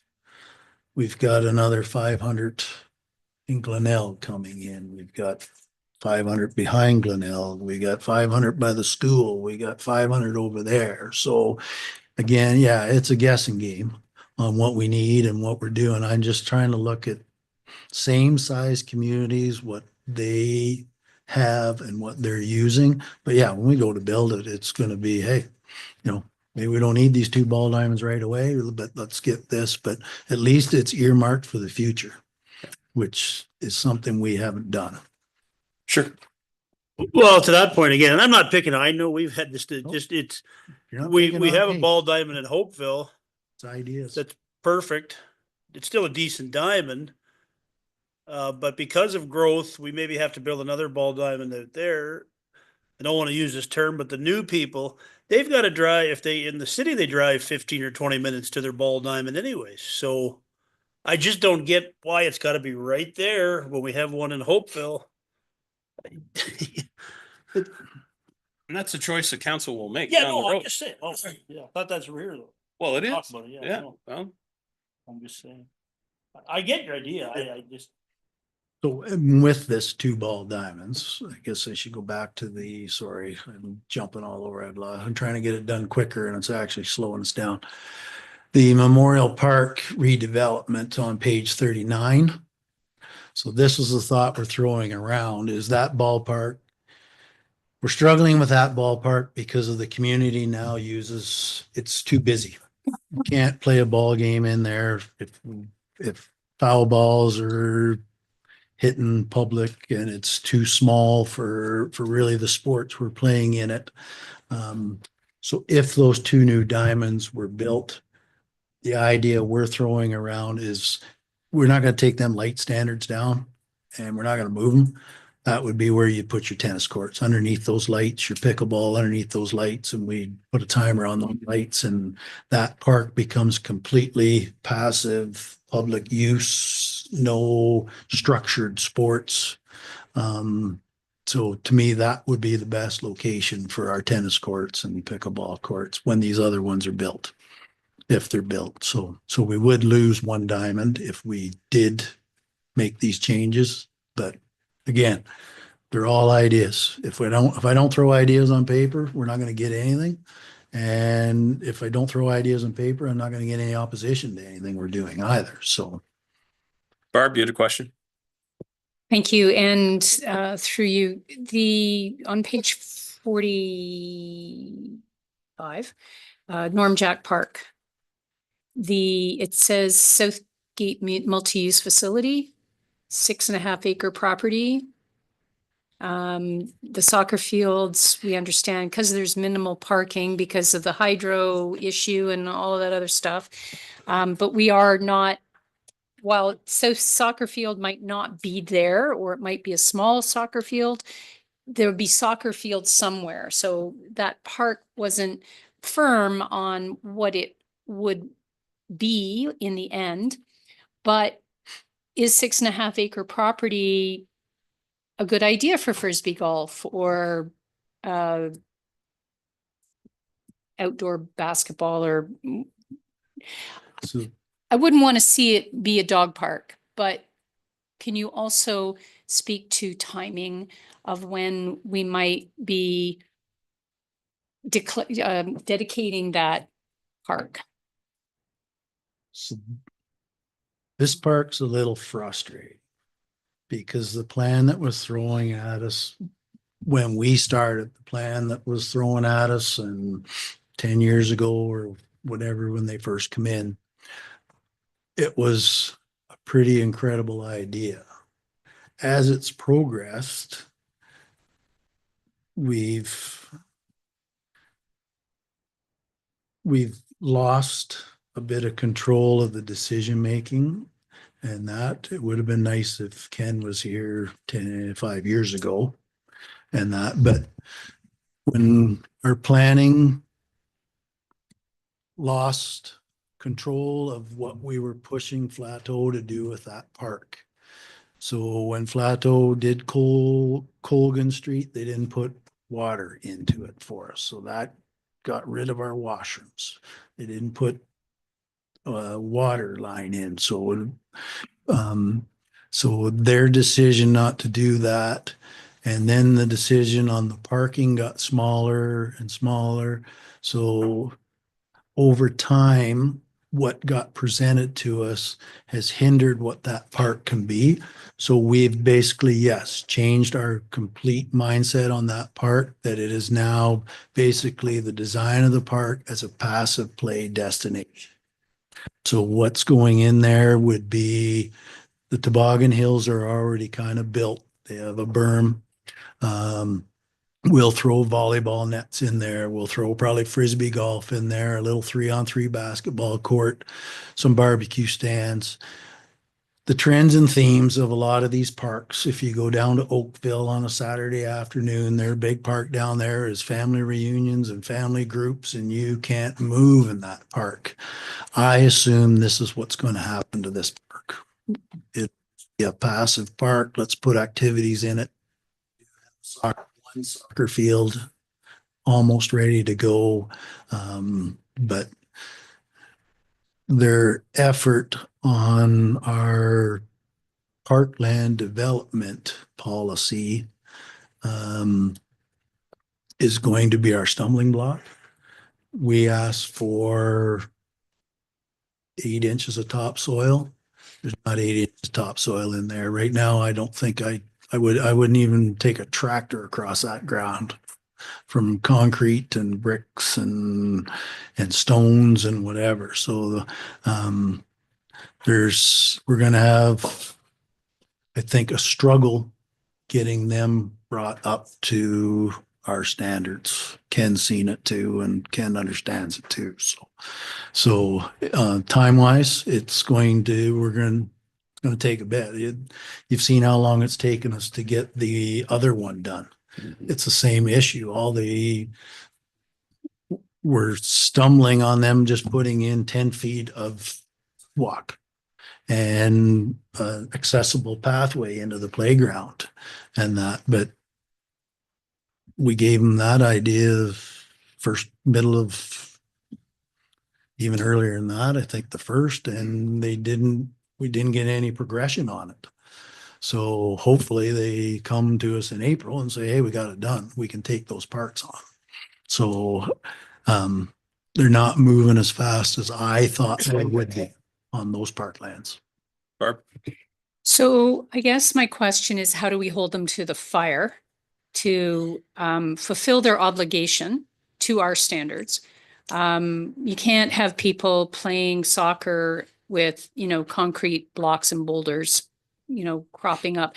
I know that every winter I get a new crop of rocks. If they're parking things there, dumping things there, then they're going to pop up eventually. Are we in consultation with the family? Because, to let them know, here's some ideas, what would their preference be as well? Because this was a dedication to a man who served this township for over 40 years. And, I'm sure that part of the family would like to see it dedicated before, they're no longer around. Not to say that I'm predicting that's imminent, but I would like us to, if it's not going to be there, can we dedicate a different park as the Norm Jack Park sooner than getting Flateau to follow through on their commitments? I think they'll, I could be wrong too, but they were pushing very hard to get McDonald's done. And that took all their concentration and all their time. And Ken and I mentioned to him, why can't you just bring 10 feet of pavement from McDonald's over here and finish this little section? Well, we can, we can't do that. So, but the one park, they're on the liability now for a playground that's finished, sodded, ready to go. We haven't assumed it, it's not ours. So if I was that company, I'd be pretty worried that no one's doing inspections, nobody's looking after it. It's beautiful, there's nothing wrong with it, but it looks safe, but it's a liability to Flato organization right now. And same as Norm Jack Park. Kids are playing in it. There's a swale hole down the middle that didn't dry up all last year, and quad runners were going through it and all over. So as long as they leave it, it's a liability to them. So I would suspect that they should be working pretty hard on getting it done. Ken? Yeah, just to add to what Kevin's saying, so just to sort of back the information up, I think it was August, actually, that it was whatever the day that Flato's president was here to speak to council, because that afternoon we were out on site. So, and I remember that distinctly because when we did start speaking to their staff on site, and they were we were raising this issue of, could you bring pavement over? I put it pretty bluntly to them, and I said, your president just stood before our council and said, we're committed to getting this done and getting this stuff moving forward. What part of that is not understood? So, we were pretty blunt, and we expected some progress, and then unfortunately winter hit. And I think Kevin's absolutely right. Their focus was McDonald's, and we're still in a position that, based on Environment Canada, we're going to get some more snow, so we're probably not going to see any meaningful progress until April. But I will say that between Kevin, myself, and Triton, who was on site, we gave them a list of what we expected to be done to get us to even that minimum point that we would not accept the playground, but we would start maintaining it. And then said to them, here, we've continually provided a list of, here's the stuff that you need to do for us to accept that other park further up the rail trail so that we can actually take it on. And I think what can be seen from what happened is that they were not in the capacity for the longest time to actually focus on the monetary side to get things done. Then it was, okay, let's get McDonald's done. That's where their money went. The big question I will have for them when we get to the spring is, okay, snow is gone. This is a list of issues we've been having. Where are we? And certainly Dustin and I have been talking about it to say, like, we need to be April Fools aside, April 1, we need to be saying, haha, this is not a joke. Where are we? Right. Okay. Kevin, are you? Yeah, no, so documents are there. And my suggestion is going forward that if you or anybody wants a staff report on anything that's there, that we bring a staff report and talk on individual items. Okay. If something's missing, let me know, but it's time to start coming up with a plan for succession for when I'm gone. Right. Okay. Good presentation. Excellent presentation. A lot of material there. A lot of food for thought. Not all of it's new by any stretch. Been there quite a while, but I think you're right, Kevin. It's time we start making decisions. All right. Go ahead. So my question going back, I gathered from the conversation that you have a plan to bring a couple of reports forward without a resolution right now.